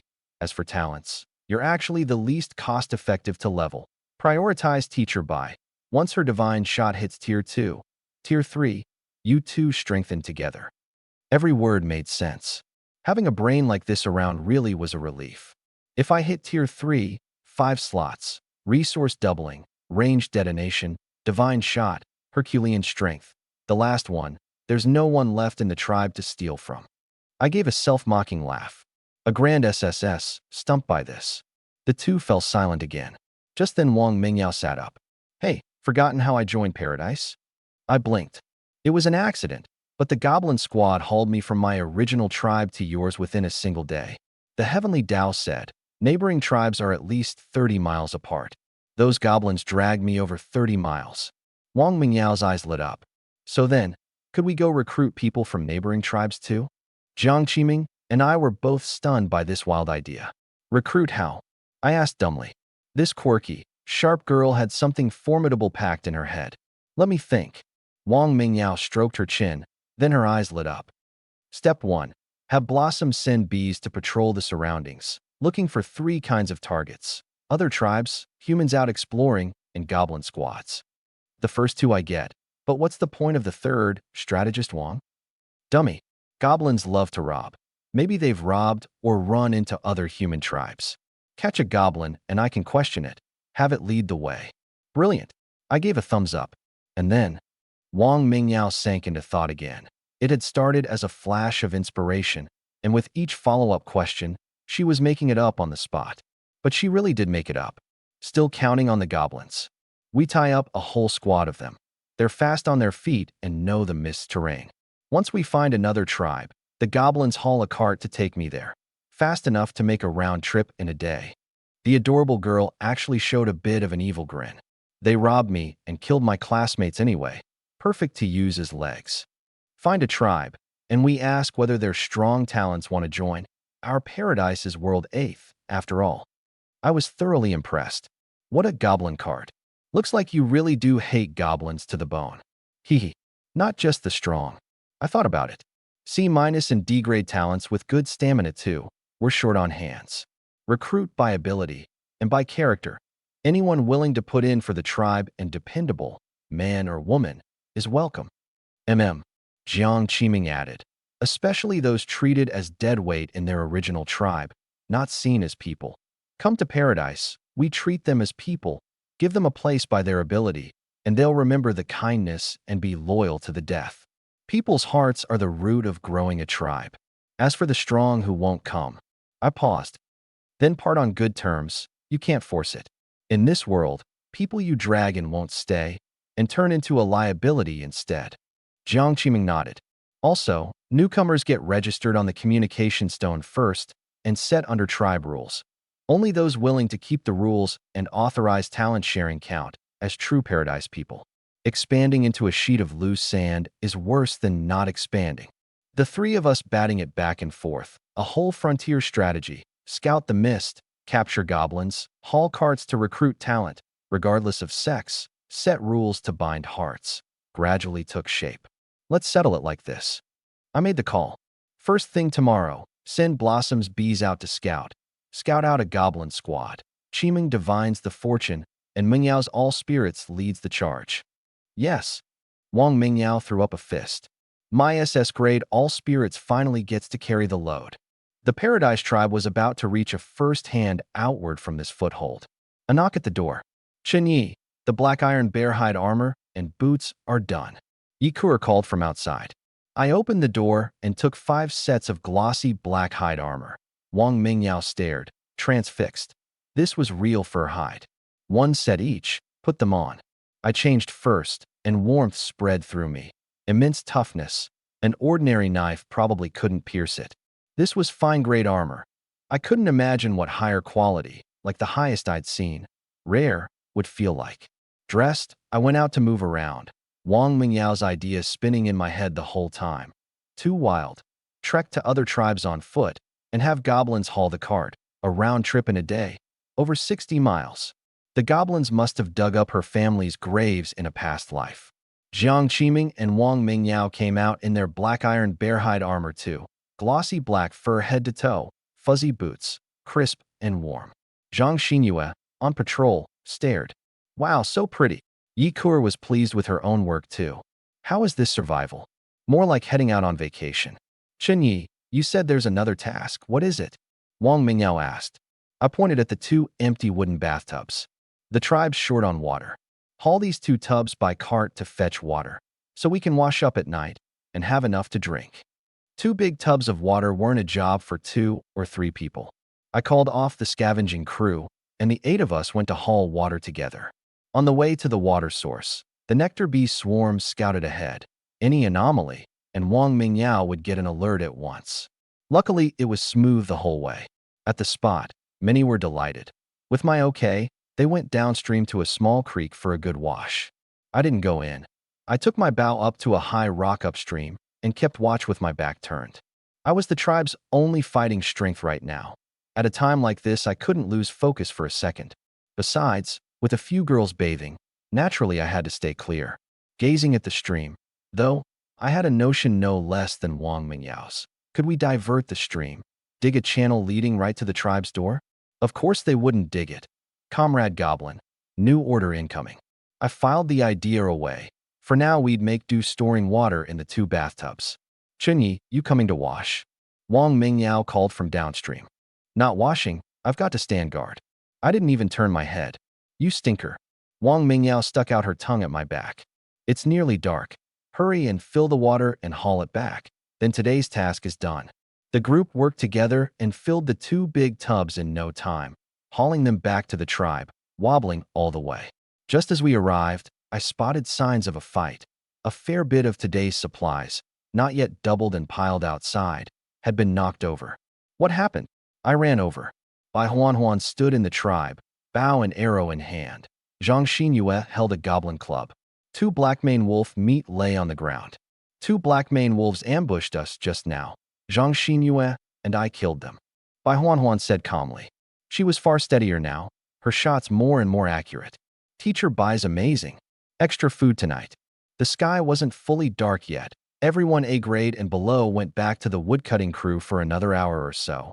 Knocking off at that dangerous dusk hour, the fighters rested. I opened the land deed and posted a trade on the regional channel. Paradise, LV.2, 10-pound cotton quilt, excellent titanium steel machete. Who wants them? DM with items of equal value to trade. The instant it went up, the whole region buzzed. Workhorse LV.2. Paradise's big shot. Is this strong? Even posting an excellent weapon. A world-ranked tribe really is fierce. The DM dots shot up. White Cloud LV.2. Timber 200, Stone 100. Fine Wolf-Fong Dagger. Trade for the machete? Sweet Potato LV.2. Fine AO Iron Hammer. Cowhide Armor. For the machete? We really, badly need a blade. At 100 timber, have a heart. Most who wanted the machete couldn't produce an excellent weapon. Even fine was rare for them. A pity the world channel was still locked, or I could trade with the strong directly. Suddenly, a DM popped up from regional number 2, Hachimi. Hachimi LV.2. Hello, big shot of paradise. Fine Cudrania wood hunting bow. Hemp rope crafting book. Stone arrow times 100 for the machete, alright? The bows ranged, and we opened the hemp rope crafting book twice from chests. My gaze fixed. Excellent for fine was a downgrade. But this fine bow I could double into 2. Plus it came with the hemp rope crafting book, a key item for leveling the tribe. On the whole account, it was worth it. I agreed. After resource doubling, 2 fine Cudrania wood hunting bow and 250 stone arrows were spread before me. Plenty of ammunition now. Cultivation LV.2. Big shot remember me. The stone trade? Can we trade for the machete? Paradise LV.2. Machete's gone. Cultivation LV.2. Then is the quilt still there? I'll trade a big iron pot. It's freezing to death in the mine at night. This was good. With a pot we could make something tasty. I traded right away, and a doubling made it 2 pots. Cultivation LV.2. Big shot. Can I trade you some timber for stone again? I had no bad impression of cultivation. We'd traded once, and they were straightforward. Paradise LV.2. Sure, but later, let me tally today's haul first. Cultivation LV.2. So envious of your life. Big shot. I'm crying. Report today's haul. I sat in the center and said evenly.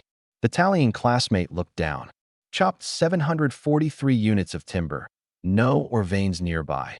Found only 32 units of stone. Lots of red berries, 72. The rest is dry grass and scattered odds and ends. Bai Huan heaped all the forest rat meat and blackmane wolf meat bag today in one spot. I triggered tier 2 resource doubling. Timber times 1857 stone times 80 red berries times 180. Everyone watched a day's hard work double into this huge heap, nearly filling the open ground, and all got excited. Long live the chieftain. Quiet. Jiang Qiming's not loud voice came out, and the chatter on the field stopped at once. There's clean water over there. Everyone go wash your face. Dinner's coming right up. Chunyi has something to say in a bit. She and Wang Mingyao both wore the same black iron bearhide armor as me. Everyone could see what that meant.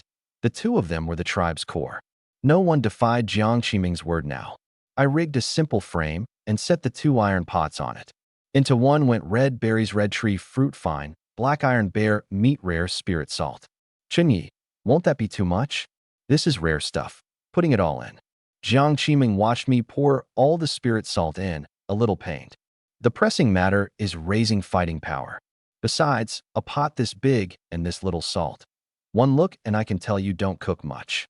Into the other pot, I put red berries, red tree fruit, blackmane wolf meat, forest rat meat. Everyone gathered around the fire to wait for the pots to boil. Listen up. I pointed at the bear meat pot. This pot's heavy with spirit energy. A grade and above talents eat from it to help level talents and strengthen the tribe's fighting power. That pot has little spirit energy. It's dinner for everyone else. Any objections? They all shook their heads. Getting to eat meat every meal in this hellscape. What was there to object to? The water boiled, the meat cooked. I didn't eat first. I ladled the first bowl for Bai Huan with a crude wooden bowl. Sister Bai, eat first. You should be leveling your talent now. Bai Huan blew on it and sipped the broth. Not gamey at all. By rights, boiling game directly should be rank and off. Yet this broth was wonderfully fresh. She also sensed herself slowly changing, her talent growing stronger. It really is delicious. I feel my talent getting stronger. Looks like spirit salt's the real deal. I mused, and just as I went to ladle a bowl for myself, Jiang Qiming had already handed me one. Careful, you didn't carve this wooden bowl too steady. Thanks. A round of hearty eating, broth drained dry. The core members all glowed faintly. Bai Huan was the first who couldn't hold it in. I broke through. Tier 2 divine shot.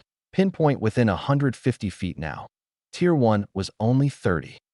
A great skill. My eyes lit up. Zhang Xinyue threw a punch down at a piece of timber, splitting it into several chunks. I tiered up to 2-2, even stronger. Rare quality really was rare.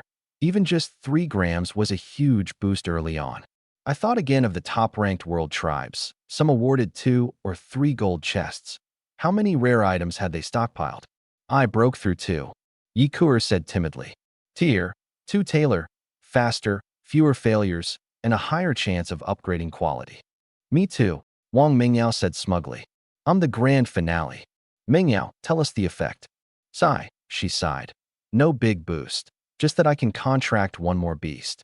But now there's a chance to contract elite monsters, when they're weakened.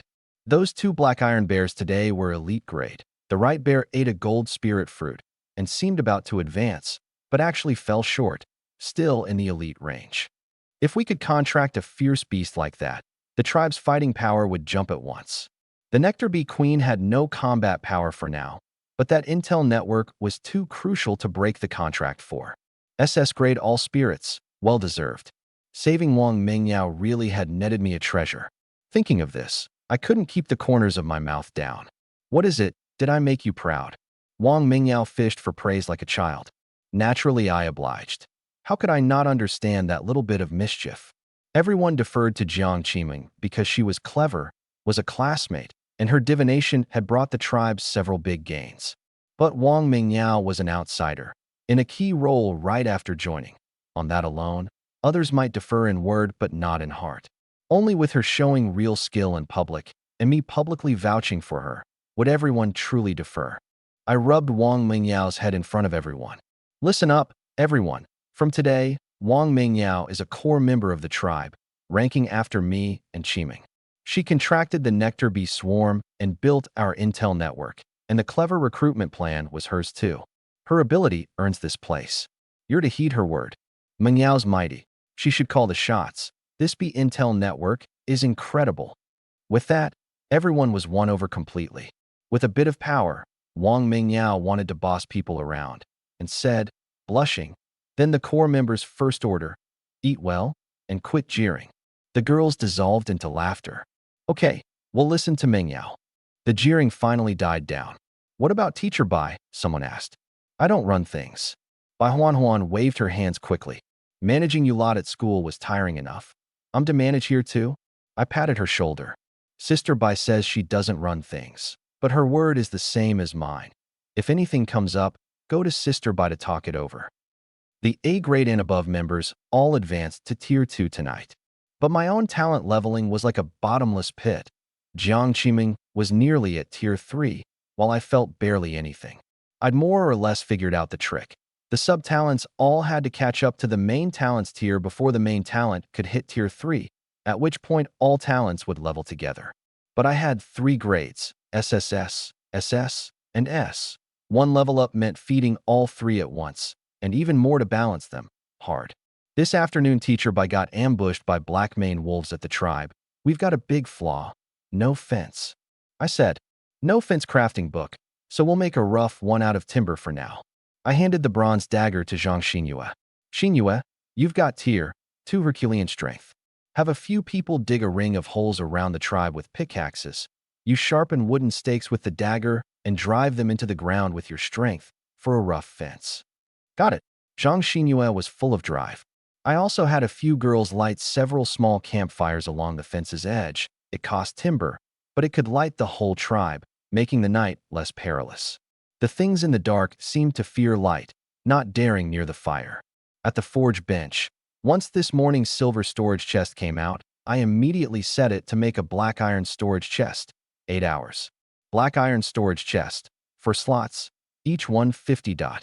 Pack as much as possible into the 2 storage chests. Food first. I also learned hemp rope. Hemp rope, for binding. Requires 5 dry grass. Produces 1 unit per minute. Luckily, the scavenging crew had picked up dry grass these past days, meant for kindling.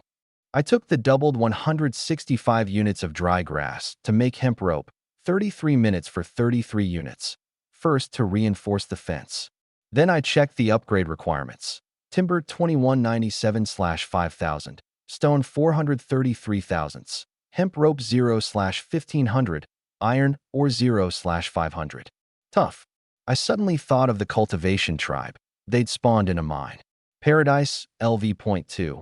Bro, trade for timber? Cultivation, LV.2. Trade, trade. Old price, 200 timber this time. Paradise, LV.2. Got any iron, ore? The other side fell quiet a moment. Cultivation, LV.2. We do, but iron ore's rare, not like ordinary stone. We're all male labor. A whole day of digging gets us 600 some stone. Iron ore's even less. Only 20 units today. By output, 1 iron ore equals 30 stone equals 10 timber. But right now iron ore's a rare building material. So we'd want 15 timber per iron ore. I didn't hesitate much and agreed straight off. Cultivation, LV.2. Deal? 500 timber for 20 iron ore plus 600 stone.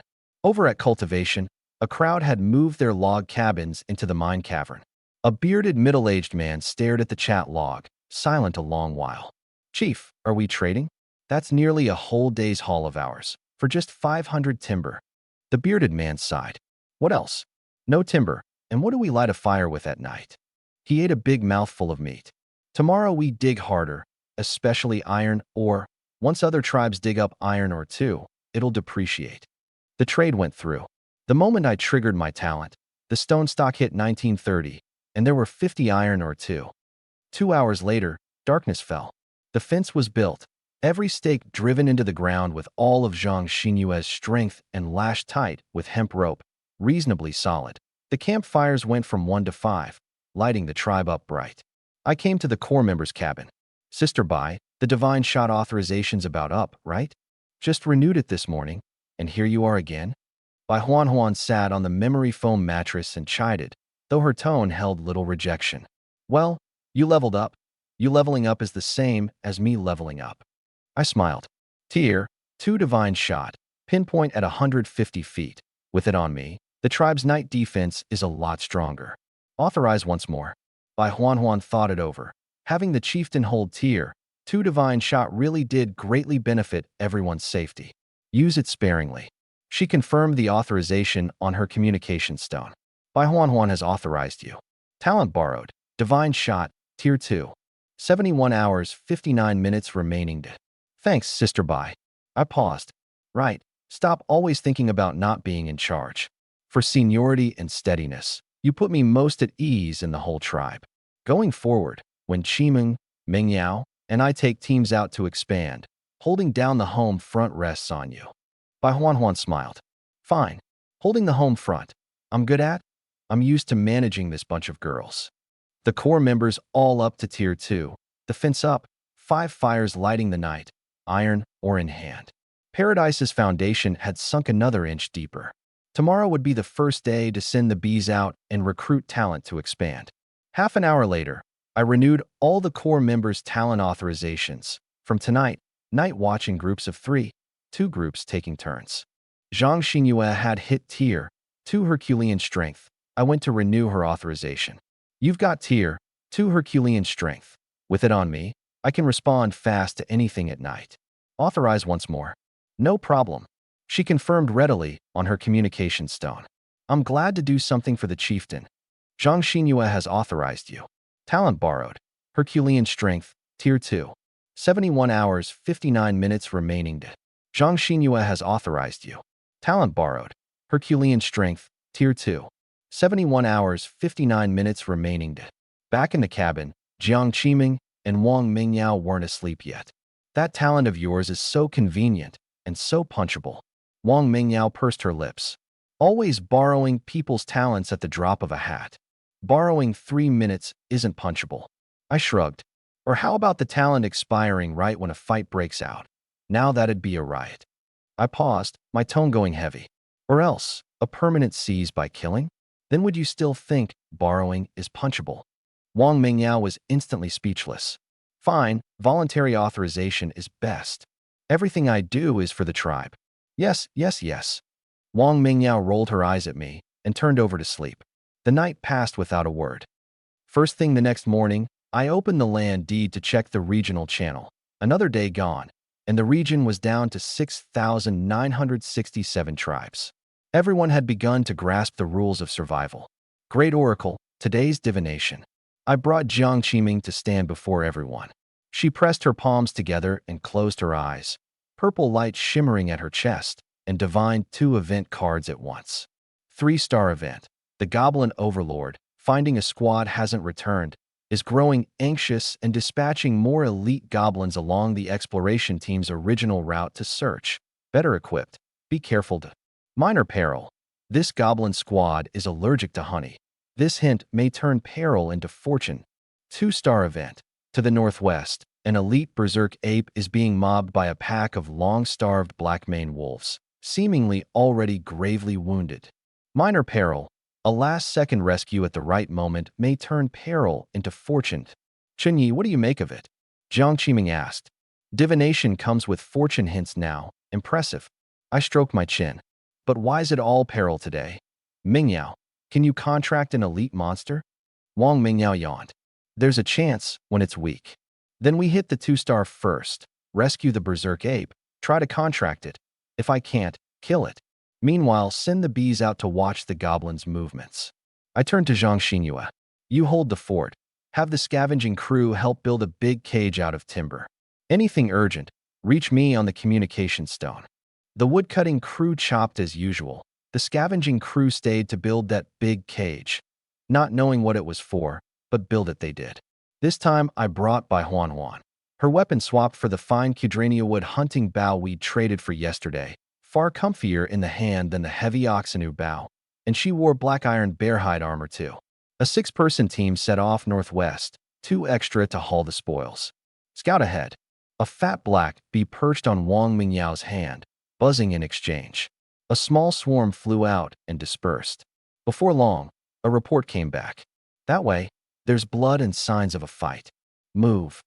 A clearing, a crook-necked tree in the middle, no other trees around.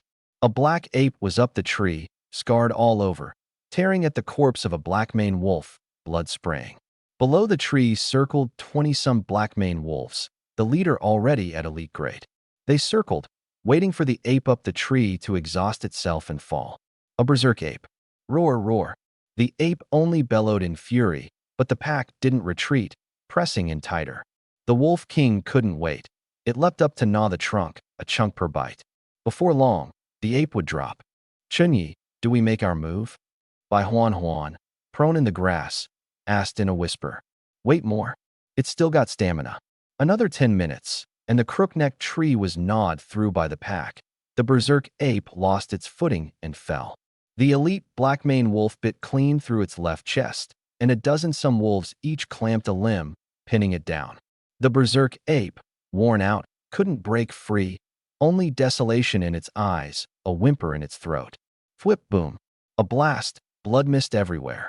The elite black-maned wolf took an arrow to its hind leg, blowing open a huge bloody hole. Its physique was even better than a black iron bear's, weathering the arrow on its feet, and the blast's aftershock even killed 2 ordinary wolves beside it. Oh woo! It abandoned the berserk ape and, dragging its broken body, called the pack to charge us. Thwip thwip. Bai Huan loosed arrows calmly. Tier 2 divine shot was not only more accurate but stronger, and with the fine bow, every arrow sank into a wolf's skull.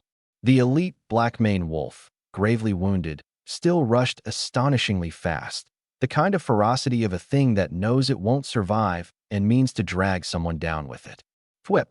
I fired an arrow straight for its brow. At the razor's edge, an ordinary wolf actually threw itself onto the explosive arrow head-on, dissolving into blood mist to clear the way for its leader. Thwip. Another arrow, and another ordinary wolf hurled itself forward to block it. They've realized we've got no melee ability. One rush in, and we're done. Is this the minor peril from the cards? I gritted my teeth. But we already made the last-second rescue per the hint. The pack closed to within 30 feet. Roar! The berserk ape suddenly sprang up, a leap of nearly 30 feet. both fists like meteors, and in one move brought them down like a collapsing mountain, hammering the elite black-maned wolf dead on the spot. The pack, leaderless, stared at one another, then scattered and fled with tails between their legs. And the berserk ape, too, had spent its strength and toppled to the ground. Wang Mingyao ran up to it. "Don't be afraid. We won't hurt you." Roar, roar. No one understood what it said. They only saw Wang Mingyao grin and pat its head, nearly as big as her own. "Good ape. Willing to come with me?" She triggered all spirits, green light flecking her palm and seeping into the berserk ape's head. It lay there gasping, not resisting. The light scattered. "Blackie, attention," Wang Mingyao said playfully. The berserk ape struggled up, rising on trembling legs, then collapsed again in moments. Wang Mingyao looked self-reproachful. It was hurt this badly. She shouldn't have teased it. The contract worked. But Blackie's hurt too badly. What do we do? Have it hold on and get back to the tribe. We've still got blood clot herb left from yesterday. And check the regional channel for healing herbs to trade for. Good Blackie. Hang in there. Come with us. We'll take you to get treated. Wang Mingyao stroked its forehead. Roar, roar. The berserk ape understood and struggled up once more, slowly following behind everyone. With a flash of mischief, Wang Mingyao had Blackie lift her onto its shoulder, staging her own giant ape and damsel act. "Mingyao, Blackie's this badly hurt. Is that okay?" I darkened my face. "Did Blackie tell you it wasn't okay?" She pouted. "I'm not heavy, and it's so big. Carrying one of me is nothing." "Qiming, hop on." Jiang Qiming shook her head. "I'll pass. Wait till Blackie's healed." We hadn't gone far when a few bees flew up to Wang Mingyao. She heard them out, and her brow tightened. "Chen Yi," the bees spotted a goblin column, 30 of them. The leaders an elite monster, in bone armor, vicious. In the eastern woods, not far from our tribe. The elite goblins from the 3-star divination had come. Just then, my communication stone sounded. "Zhang Xinyue, Chen Yi, the goblins are attacking the tribe. So many. The fence we made last night is working. They haven't broken in yet, but it won't hold long. Hold on. Have everyone hide. We'll be right back." I was frantic. I'd never expected the two missions to collide head-on. The flaw of too little, too weak fighting power was laid utterly bare. It only hardened my resolve to recruit elsewhere. "Everybody run. Back to reinforce them." By Huan and I sped ahead at a sprint. Wang Mingyao had Blackie hoist Jiang Qiming onto its shoulder too and quickened the pace. Then summoned 2 bees and gave an order, and the swarm buzzed off. The tribe. A pack of goblins swung clubs, hammering at the fence. The girls building the cage shrank into a cluster in terror. In the distance, the woodcutting crew noticed the commotion and cleverly stayed silent, taking cover where they were. "Sister Xiaonan, those greenskins are attacking our tribe. What do we do?" "Stay hidden. We can't help." "But Achio and Xianyue are still in the tribe. I want to go save them." "Go now, and how is that different from throwing your life away?" Xiechio of the woodcutting crew clenched her fists, hating that she was only a D-grade talent. "All we can do is stay hidden, wait for the chieftain to come back, and not add to the trouble. Labor is the tribe's vital capital too." Zhang Xinyue gripped the bronze dagger and stabbed through the fence at a goblin clawing at it. The goblin hadn't expected her this strong. The dagger sank clean into its shoulder. It went berserk. Zhang Xinyue steadily pulled the blade out, drawing a gout of foul black blood. "I'll fight you to the death." She stabbed again and again. Through the fence, she took a few club blows. The dagger nearly knocked from her hand, until the goblin she'd been frantically stabbing finally toppled into a pool of blood. The other goblins hammered the fence more wildly. The girls inside threw stones, to little effect. They didn't know when the chieftain would return. Only this. Not to resist now meant death. To resist gave a slightly better chance to live. A girl raised a big stone, wobbling, and hurled it at the goblin pack. Crack. The bigger goblin in bone armor swung its club and batted the stone back like a baseball, straight into the girl. Her bones cracked all over, blood mist sprayed, and she dropped, still. "Someone's dead." Xianyue. Zhang Xinyue went to stab that bone armor goblin with the dagger. Clang. It batted the dagger flying with a club, and another swing, seemingly casual but astonishingly powerful, snapped the fence clean through. "Ya." The bone armor captain raised its club in command, and the goblins poured madly into the tribe. A goblin grabbed a girl, ferocity in its eyes. The bone armor captain walked past, one club blow, and the girl breathed her last on the spot. In the distance, the woodcutting crew watched it all, hands over mouths, weeping silently. Inside and outside the tribe, despair on every face. A few girls in a cabin huddled together, eyes shut, waiting to die. Buzz, buzz, buzz, buzz.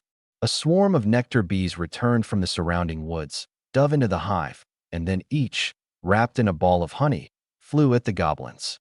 The goblins swung again and again, sweeping down sheets of bees. But the bees, carrying honey, rained down evenly over every goblin like droplets. The honey-allergic elite goblins instantly went into an uproar. The moment honey touched skin, the goblins swelled red and itched terribly. Forgetting to attack the humans, they could only scratch furiously. Why isn't the chieftain back yet? Are we going to die? The elite goblin captain bore the itch, swinging its club to sweep down sheet after sheet of bees. The clear sweetness of honey mixed with the reek of blood in the air. The swarm thinned, almost gone. The captain wiped the thick honey and the red, inflamed skin on its body, forced down the searing pain, and pressed step by step toward the huddled girls. Thwip, thwip, thwip, thwip. A string of flying arrows came from the west. The captain's eyes turned cold. It swung its bone club to block. It blocked the first few arrows, then suddenly one, boom. The explosion blasted it back several yards, splitting the bone club. It stared at its weapon in disbelief. Every scratching goblin went on alert. Thwip, thwip. Two more explosive arrows. Shooting on the run, I blasted the bare-skinned, ordinary goblins open. It's the chieftain, he's back. We're saved. The woodcutting crew, far off, wept streams. Blackie, put us down. Go beat those greenskin monsters, protect the tribe. Wang Mingyao arrived and ordered the berserk ape. Along the way, Jiang Qiming and the others had kept feeding it meat, and Blackie had recovered some stamina. Now it stood over 15 feet tall, pounded its chest, gave a roar, and leapt into the tribe, swinging its fists down. An ordinary goblin was punched into the mud with one blow. The elite goblin captain instantly realized. This ape was elite grade 2, no weakling. Yaya. It ordered the other goblins to attack the humans, and this ape, it would handle itself. The berserk ape's fist came down like a black meteor. The captain swung its club to meet it. Crack. Crunch. The bone club actually knocked Blackie's fist back. Blackie stumbled 2 steps, shaking its hand, seeming to have a slight fracture. The gap between elites is no small thing. Jiang Qiming watched from afar, anxious for me and Blackie. Blackie's wounded. Otherwise, it'd have hammered it dead. Wang Mingyao wouldn't accept it. Blackie, come on, get it. Hearing its master shout, Blackie's adrenaline surged, and it threw another punch. Clang. The captain roared and swung after it. Wounded Blackie, even burning out, was no match for the elite captain. I couldn't let my companion be beaten. Blackie, hold it down. Blackie understood, and even taking the beating, clung fast to the captain, not letting it spare attention to attack anyone else. Sister Bai, the other goblins are yours. Don't shoot legs. Try not to kill. I drew my bow full on the captain. This beast is mine. Boom, boom, boom. Arrow after arrow. The captain blocked 3 in a row, its bone club blown to fragments. Its bone armor split with a big gash. Blackie seized the opening to lunge, pinning the captain to the ground, punching its face again and again until that armor shattered. The captain, club gone, no match for Blackie's strength. Armor shattered, large patches of skin pressed against the honey on the ground, red and unbearable, could only take the beating. Roar, roar. Blackie grabbed the captain and shoved it against its own chest, dangling it like a chick, both showing off for Wang Mingyao and announcing to all the goblins, "Your boss is in my hands. Surrender now." Their linchpin gone, the goblins panicked. "All you greenskin beasts, drop your weapons and surrender, or die now." Wang Mingyao ran up and commanded with all spirits. The goblins whispered, "She can talk to us. She's the monster-controlling 2-legged sheep." Captain Kazan said he'd offer the overlord. "The captain's pinned by the ape, and we can't beat that bow-wielding male 2-legged sheep either. What do we do? Surrender, and wait for the overlord to save us. You hold them. Help me break out." I'll go report to the overlord. Chen Yi, that one wants to flee. Wang Mingyao pointed. The goblin. Frick, it understands dialect too? I loosed an arrow, tier 2 range detonation blooming a flower of blood inside its head. Tell them to behave, or this is the end they get. Wang Mingyao swaggered up. A goblin bared its fangs at her. Blackie's fist came down, and that goblin became a two-dimensional creature. The rest dared not move. Wang Mingyao pointed at the black iron bear hide on herself, swaggering. See this? Your auntie here is wearing elite monster fur. What are you? And you dare invade our tribe. Slap. A backhand, not much force, immensely insulting. As she spoke, her eyes reddened, tears welling. Killing my classmates. I just joined a new tribe, and you come killing my people again. I hadn't even learned all their names, and they're gone. Slap, slap, slap. Weeping, she struck this goblin again and again. It seethed but dared not speak. I looked at the two dead classmates, my chest in agony, gripping my bow, eyes laced with red, killing intent loosed, black light surging over me. Jiang Qiming grasped my hand tight and shook her head through tears. You're our leader. You've got to think long-term. Don't act on impulse. A long while later, I nodded. I know, I'll process it. Mingyao, stop hitting it. These goblins still have to carry out your plan. Wang Mingyao panted, full of unwillingness, but reason told her. This goblin squad might be the very key to the recruitment plan. It couldn't be wasted. Blackie, cage them all. The ordinary goblins were stuffed one by one into the wooden cage by Blackie. The elite captain, beaten half to death, was trussed to a stake. Blackie, too, was spent and collapsed with a low growl. I set aside everything else and first pounded the remaining fine blood clot herb into paste for Blackie, then had Jiang Qiming buy medicine on the regional channel, 500 timber for fine bone mint flower and fine yellow flower herb ×2. Resource doubling, 2 bone mint flowers and 5 yellow flower herbs, all used on Blackie. The medicine seeped in, wounds healing at a visible pace, its spirits recovering some. I was generous too, sharing a third of the tribe's fruit and meat with it. Watching it pinch up red tree fruit with 2 fingers, like peas to it, and munch away, I finally relaxed. I gathered all the classmates back to the tribe and bowed my head. I'm sorry, it's my failure to protect you that turned today's raid into a tragedy. Everyone teared up, sobbing softly, some with no tears left. Chinyi, we don't blame you.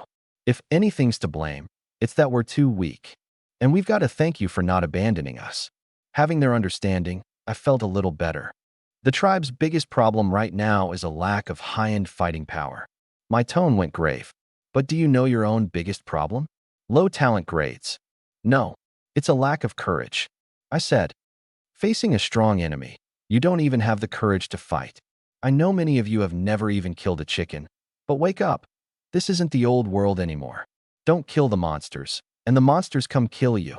I fell quiet a long while after I said it. If I were just a D-grade talent too, would I have the nerve I have now? They were all girls from big cities, no special talents. In a world this perilous, how could they fight? I was asking too much. I sighed. I only hope you can be a little braver and not be frozen stiff with fright next time. If you can't win, at least you can run. I picked up a club and brought it down hard on the bound captain's head, with Herculean strength on me. Even an ordinary club shattered in 2. The captain's forehead bled as it bellowed in agony. See that? This is an elite goblin. Nothing to be afraid of. I paused. In a bit, everyone come give it a few whacks. Train your nerve. It also counts as avenging our dead companions. At the word avenge, every girl clenched her fists. I'll go first. Zhang Xinyue was the first to swing. Bam! Battering the captain senseless and unsatisfied. She struck a few more times before I stopped her, afraid her strength would kill it and leave nothing for the others to practice on. It came to a quiet, gentle girl, hatred rising. Die! But her strength was small. To the goblin, it was more like a deep tissue massage. Not enough again. Put some force into it.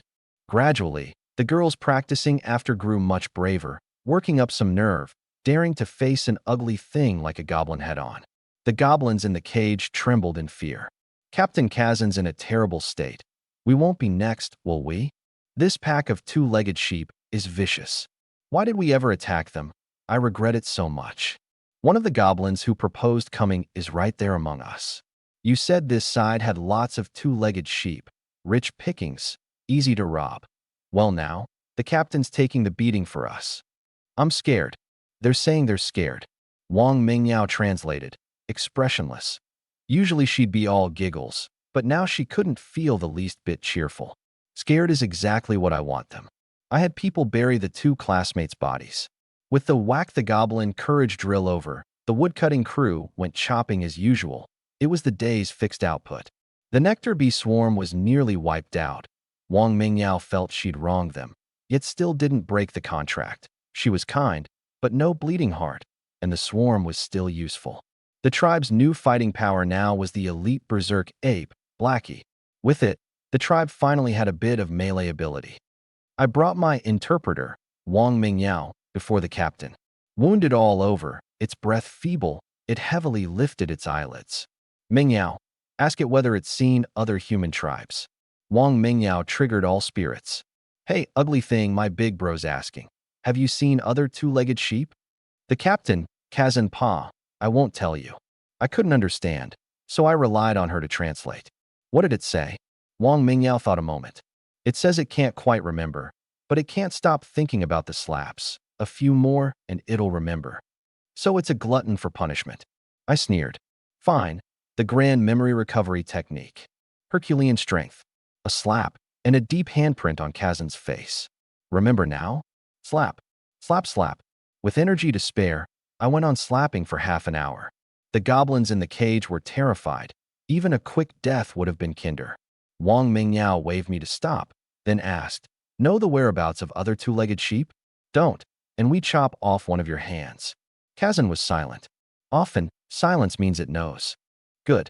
I'll go ask the other goblins in a bit. If they know, then you're worthless. Wang Mingyao gritted her teeth. And worthless monsters die very badly.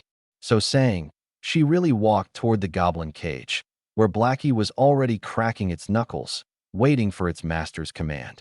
Kazan panicked. Given these two-legged sheep's methods, it was certain it'd really die very badly. The instinct to survive overrode everything. I know. Wang Mingyao came back. It talked. 30 li east, there's a small hill. Over it is another dense forest, and beside it a stream. Go upstream about 70 li. I ran into a lot of two-legged sheep there. Wang Mingyao nodded, expressionless. Good. That's the obedient way. You'll get a reward in a bit. She pulled me away. Behind us, Kazan flashed a sinister grin. It says 9 miles east. Over a hill, 20 miles upstream, there's a human tribe, lots of people. Wang Mingyao said calmly. But I don't think it's believable. I nodded too. If that goblin squad had really found humans, they'd have rushed in and looted and slaughtered long ago. No reason to give up attacking. And a strong tribe's even more impossible. We're the strongest in this region. No nearby tribe could be stronger than us. That bad seed naming a precise spot is most likely luring me to my death. That place is dangerous. Wang Mingyao analyzed. Jiang Qiming mixed 2 bottles of honey water and handed them over. Run into trouble? Wang Mingyao recounted it. Jiang Qiming arched a brow. Here's how. Go to the goblin cage and tell the rank and file to lead us there. Watch their reaction. If they overreact, use the being deceived angle. Pretend to fly into a rage and threaten to kill them, forcing the truth out of them by fear. If there's no reaction to going there, then don't go, just in case. Got it. Wang Mingyao went alone to the cage. We've decided not to kill you. But there's a place we have to go, a bit far, and you'll pull a cart to take me. 30 li east, over a hill, 70 li upstream. Nearly every goblin showed terror. Sure enough, Kazan had deceived them. Asking you again, have you ever seen, and where, two-legged sheep like us? The goblins hesitated, neither denying nor admitting. Wang Mingyao smiled knowingly. No rush. Think it over before you answer. And she left. We can be sure they've seen other humans, just won't say for some reason. She analyzed with me and Jiang Qiming. Since even the rank and file know, the captain's worthless now. Its last value is to make an example. I had Zhang Xia move the stake Kazan was bound to in front of the cage, laid dry kindling on the ground, and lit it. Roaring flames seared Kazan, and it shrieked in heart-rending agony. Mingyao, tell those ugly things. This is what comes of deceiving and attacking us. Wang Mingyao related faithfully. Every goblin watched the captain burned alive, their hearts in their throats. 5 minutes later, Kazan breathed its last and dissolved into points of light. Now, think hard about my question. Wang Mingyao asked. If you still haven't seen humans, who's next? Goblin 1 hurriedly raised a hand. I'll talk. We've seen them. I beg you, stop torturing us. Speak. Keep heading southeast. About 40 miles, there's a two-legged sheep base, maybe 40-some people. Why didn't you attack? Wang Mingyao got to the core. I was alone, and they were many. There's a male who can smash timber with one punch, and a female who's deadly with a sword. I didn't dare go at them. Goblin 1 trembled. We'd planned to hit it next, once we finished the Overlord's mission this time. What exactly is at the place Kazan sent me to? Do you know? Out with it.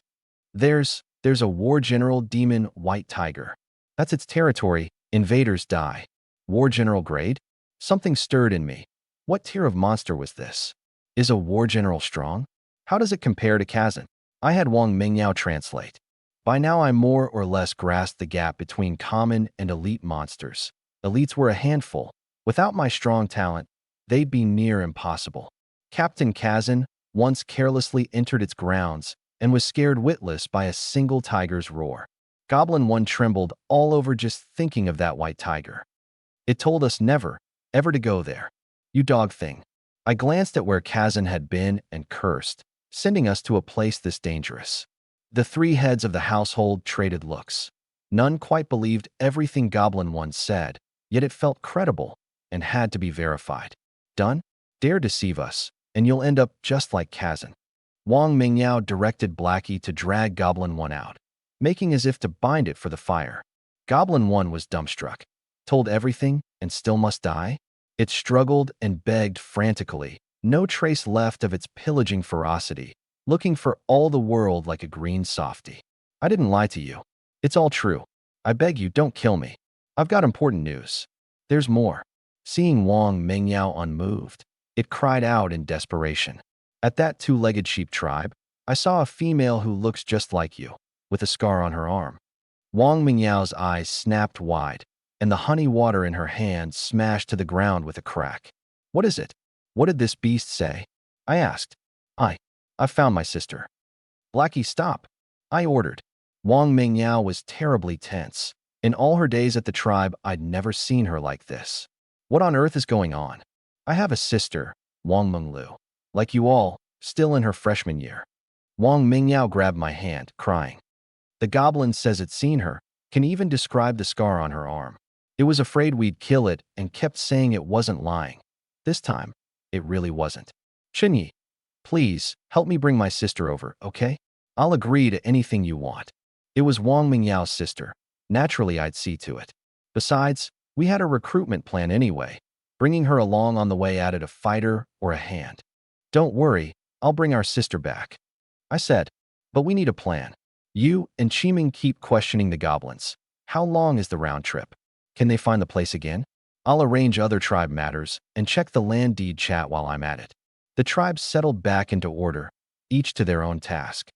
Meanwhile, in a certain forest, before a campfire, a muscular young man reclined, two women attending him, one cutting his roast meat, one fanning him. He was the tribe's leader, Luo Hao, A-grade petrify combat talent. In a corner of the tribe, a pretty girl with a little garden trowel was laboriously digging, scoop by scoop. Her name was Wang Menglu. The 500-square-foot plot before her had all been dug out by her, scoop by scoop, her fair hands raw with blisters, and still she was breaking new ground in the hard earth. The berries she grew thrived astonishingly, lusher even than in the wild, several plants already laden with fruit. Two women came back from outside and dumped two yellow ground fruit shrubs, roots and all, in front of her.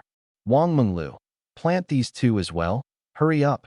Got it, Wang Menglu said flatly. Luo Hao finished his fruit and tossed the peel right at her. Listen to me. Submit to my rule, and I'll have someone else dig for you. Wang Menglu ignored him. Displeased, Luo Hao stood and walked over. Don't think your S-grade talent's such a big deal, just a support talent, and you put on airs. He kicked apart the field she'd just dug. I'm an A-grade combat talent, way stronger than your trash S. Her stubborn look made Luo Hao angrier. Today that bitch Wang Shui isn't around. In the tribe my word goes. An unruly type like you. Today I'll grind that pride out of you for sure. From now on, all the grain you grow, I distribute. Will you obey or not? Wang Menglu backed away in fear, stepped on the peel, and slipped into the field. Luo Hao, she shouted through tears. Bully me again and I won't farm. Without me, you can all wait for the food to run out. That actually cowed Luo Hao. Wang Menglu's talent couldn't fight, but she'd worked out a way of scraping by. With her farming, the tribe could eat without going out to risk their lives. She was a fine hand at it. But Luo Hao, leaning on his chieftain's power, couldn't swallow it. He kicked her little trowel flying. Trying to scare your daddy? You dare talk to me like that? I'm the chieftain. Today I'll show you who's master. Just as he raised a hand to strike, a figure flew in and kicked his flank. Luo Hao, a sports student, reacted lightning fast. Petrified, half his body turned to rock in an instant. The kicker landed on stone and used the force to backflip away. Clang! She drew a plain iron sword at her waist and slashed at Luo Hao's arm. Petrified, Luo Hao blocked with his talon again, and it was her sword's edge that curled instead. Wang Shui, you and I are both A-grade, both core members. Are you sure you want to make me your enemy and split the tribe? Luo Hao roared. How does scattered fighting power help you? Want to get everyone killed? I said, don't touch my junior sister. Killing intent blazed in Wang Shui's eyes. Or we go down together. I didn't touch her, did I? Luo Hao got scared. Falling out with the tribe's top fighter over crushing a farmer wasn't worth it. Apologize to my junior sister. Each of us takes a step back, all right? Luo Hao gritted his teeth. Don't forget I'm the chieftain. If the tribe falls apart, you'll lose most of all. Go ahead and try. See who dies first. The two were at a standoff, swords drawn and bows bent. The other members watched from afar. These two top fighters infighting was hardly the first time. Wang Shui and Luo Hao were high school classmates. Luo Hao had pestered Wang Shui back then, and Wang Shui, seeing through his poor character, had never paid him any mind. Wang Shui and Wang Menglu were senior-junior sisters from the same school, same major, same advisor. She doted on this lively, clever junior. The day they crossed over, she'd been out shopping with Wang Menglu when a high school classmate dragged her to a birthday party. At a chaotic gathering of 40-some people, everyone inexplicably ended up in this world together. Luo Hao, who'd once chased Wang Shui and was now at a sports university, among them. Wang Menglu grabbed Wang Shui's hand, wiped her tears, and shook her head. Forget it, senior sister. I'm fine, leave the tribe, and we've nowhere to go either. On Luo Hao's side, a bespectacled boy came over to break it up. All right, everyone cool down, peace is best. I don't need to tell you how important Menglu is to the tribe. Both take a step back, do me the favor. This was Li Wei, Luo Hao's high school buddy, a C-grade talent. Luo Hao snorted coldly. Li Wei, times have changed. A C-grade like you talking face to an A-grade like me? This time it's for Wang Shui's face. Everyone get back to work. Dismissed. Li Wei stood blank a while, sighed, and walked off in silence. Wang Shui helped Wang Menglu up and dusted her off. You okay? If that bastard Luo Hao bullies you again, I won't let him off. Wang Menglu cried softly, aggrieved. Senior sister, when will days like this ever end? She didn't know that 40 miles away, her own blood sister, Wang Mingyao, was busy arranging to come fetch her. I opened the land deed to check the regional channel. Getting daily information was crucial, like a stock trader who loves checking the news. A DM from Cultivation LV.2. Big shot. Want a fine star iron sword? Trade for some resources. Cultivation had basically glommed onto paradise. Any good thing, they came to trade with me. But this fine sword was no use to me for now, so I politely declined. Chunyi, we got it out of them. Jiang Qimeng and Wang Mingyao came in. The goblins say they know the way. 20 pulling the cart can make one round trip a day at the limit. Wang Mingyao bit her lip. She hated the goblins, but wanted her sister safe more. Provided we heal them and feed them first. Understood. We don't have that much medicine, so we'll trade timber for it.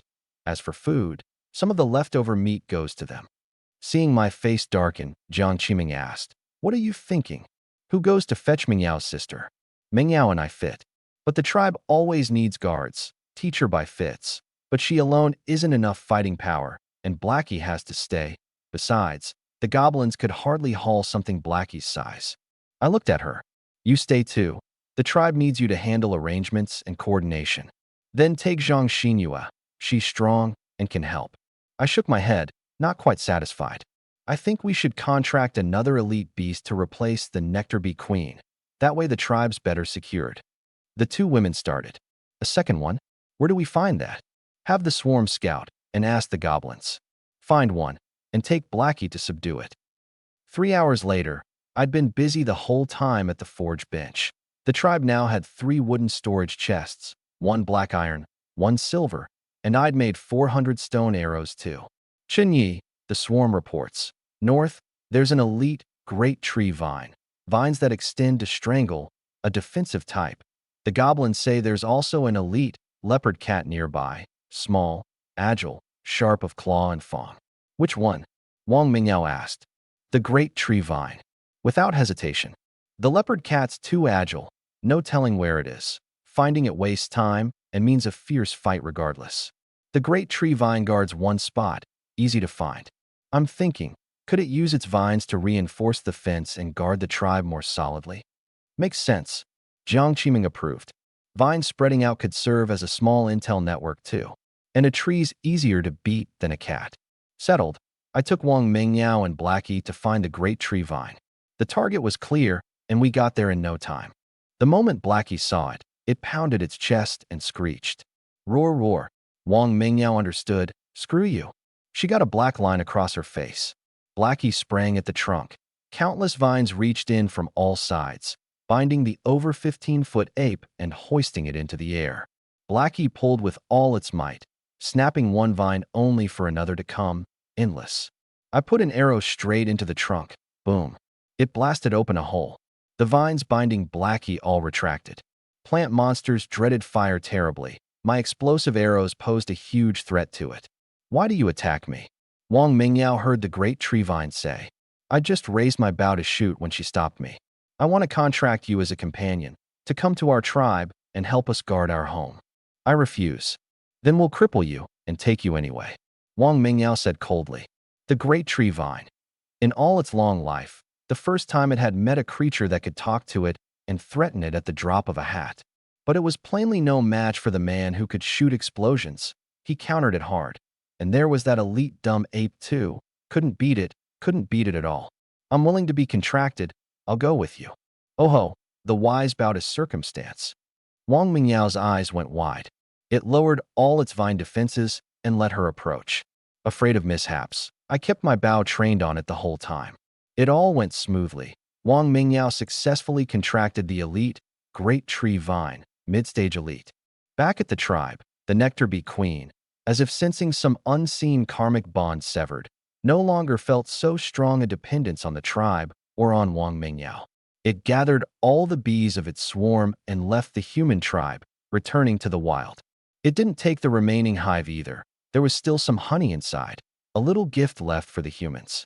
The Nectar Bee Queen vaguely felt these humans had once been its friends, though it couldn't say why it felt so. Wang Mingyao brought her new companion, Sprout, back to the tribe and let it root and settle near my cabin. Its first task was mending the fence, vines growing wild, lashing the driven stakes fast. Now this vine fence had no trouble repelling ordinary goblins. However, a club hammered, it was no use, and it could even withstand an elite monster's attack for a good while. Night fell. Tonight's dinner was eaten especially heavily. The tribe had lost 2 classmates forever, laboring together in the morning, parted by death in the afternoon. Grieve as we might, life had to go on. Tonight's food was for people and for goblins both. If you want the horse to run, you've got to feed it grass. As for medicine, those beasts could forget it. Any too injured to pull the cart would die.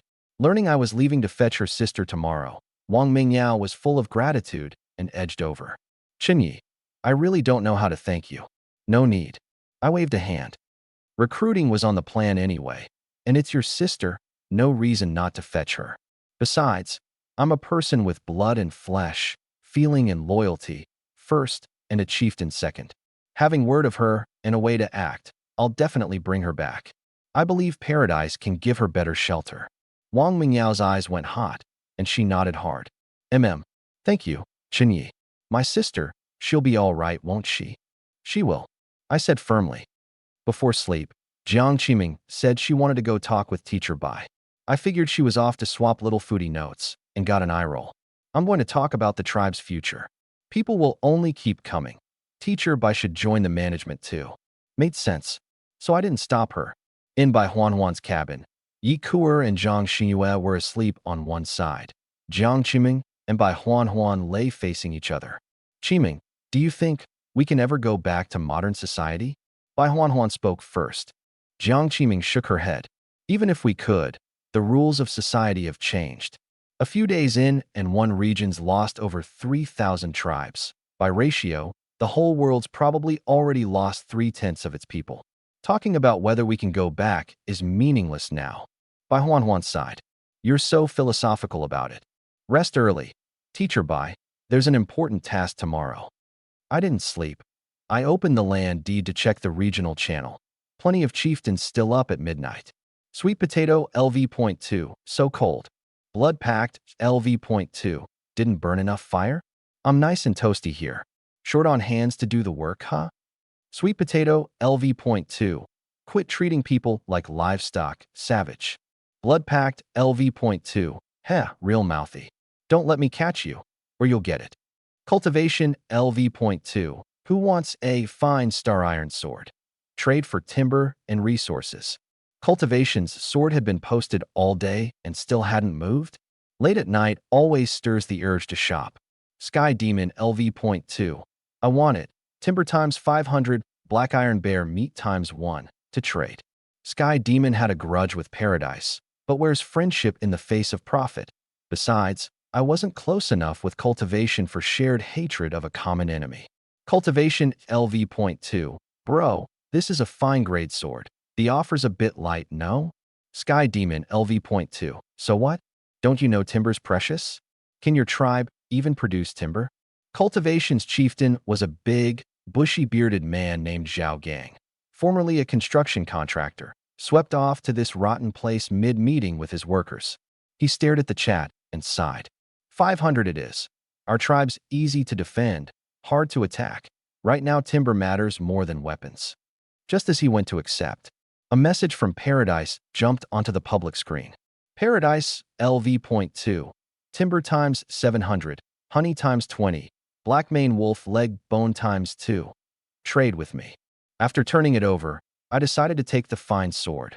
1. I didn't want Sky Demon to get it.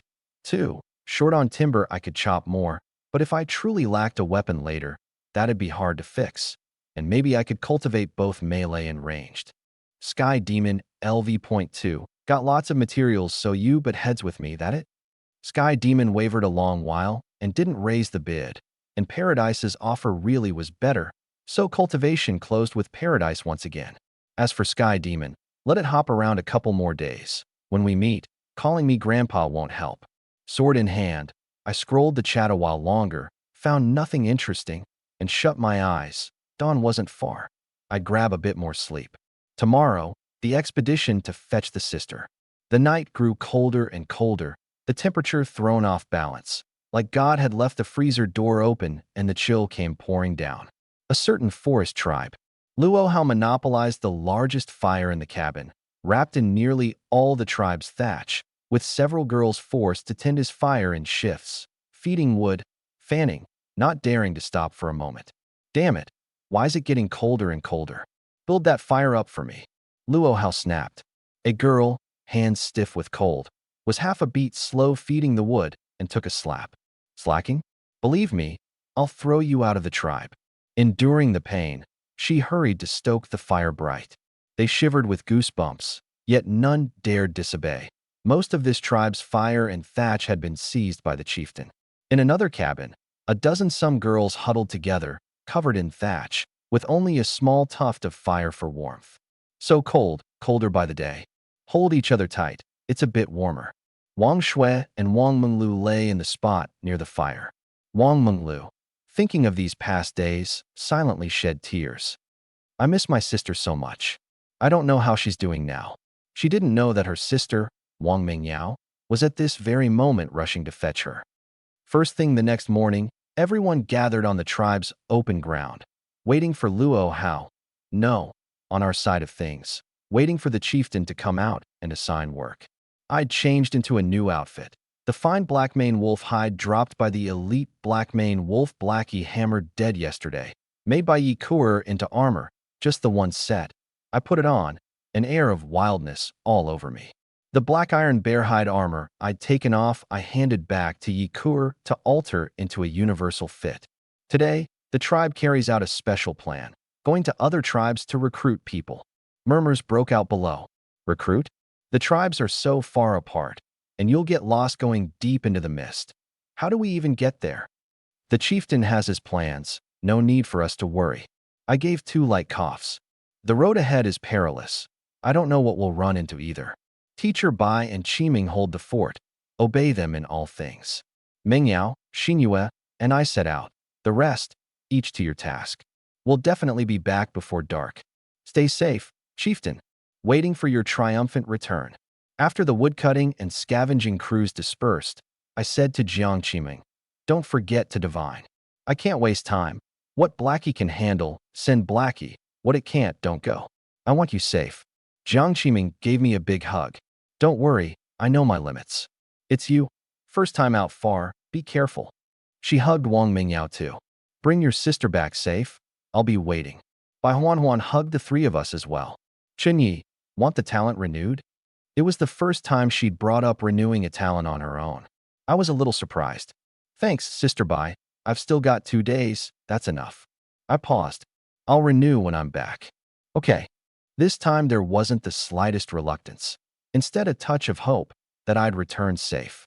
The classmates had already lashed the 2 goblin carts into one with hemp rope. I tied each goblin up to pull. Bring the cage too. Blackie set the goblin cage on the cart, and Sprout fixed it in place with vines. The few of us sat at the front. Move out. Run faster. Wang Mingyao, holding a whip made from Sprout's vines, cracked it across a goblin's back. The goblin instantly put on a frantic burst of speed. Run steady. Crack. Chen Yi, that one keeps coasting, not pulling its weight and dragging the speed. Got it. 1 arrow from me. The slacking goblin, dead. On this trip, the goblins killed for disobedience already numbered 3. They understood. Disobey, and you die. Luo Hao sat before the tribe's fire, several servant-like girls attending him. Wang Menglu, as usual, watched over the field, unwashed for days, dirty with the sweat of labor. Wang Shui accompanied her watering. Wang Shui stayed behind precisely to keep Luo Hao from harming her junior sister again. Wang Shui, not out exploring? Staying in the tribe to eat for free. Luo Hao, not a berry. None of your business. Luo Hao snorted coldly. In his mind, he'd long been scheming how to be rid of Wang Shui and the unruly Wang Menglu. Wang Shui's A-grade attack talent was too strong, her standing in the tribe overshadowing his, and he'd long been displeased.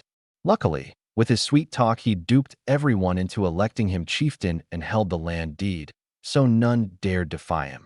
Anyone who did could be expelled via the deed, and the expelled would be shunned by the tribe, their bodies uncomfortable if they stayed nearby, forced to leave. And once they lost the tribe's shelter, when the mysterious terror of the night's darkness came, the survival rate was near 0. So no one wanted to be expelled. Just then, the woods beside them rustled. The at-odds Wang Shui and Luo Hao rose to look at the same time. Wang Shui, now's not the time to butt heads. Something's approaching. Luo Hao shoved the people beside him aside, his face grave. Who's butting heads with you? Wang Shui gave him a cold look and sent Wang Menglu to hide in a cabin. A few boys came running with axes, cleavers, clubs. Boss, another mountain boar? That boar's several times stronger than a blue star boar, a handful. From the grass burst a bull's head. Huge horns, crimson eyes, but a body that was a giant serpent. A bull python. What is this monster? Everyone's breath nearly stopped. The monster flicked its tongue, weaving in a serpent's gait, and suddenly charged the tribe. Wang Shui drew her sword and dodged sideways, her right leg kicking off like a cannon shell, and slashed a silver arc. Clang. It struck the scales on its neck, sparks flying, scoring only a shallow mark. An 8/10 force blow, and it couldn't hurt the thing in the slightest. Her sword's edge curled again. Seeing the monster's info, her eyes filled with terror. Elite bull python. It's an elite monster. Luo Hao's pupils shrank violently, despair surging. They'd only ever fought common monsters. When had they seen an elite?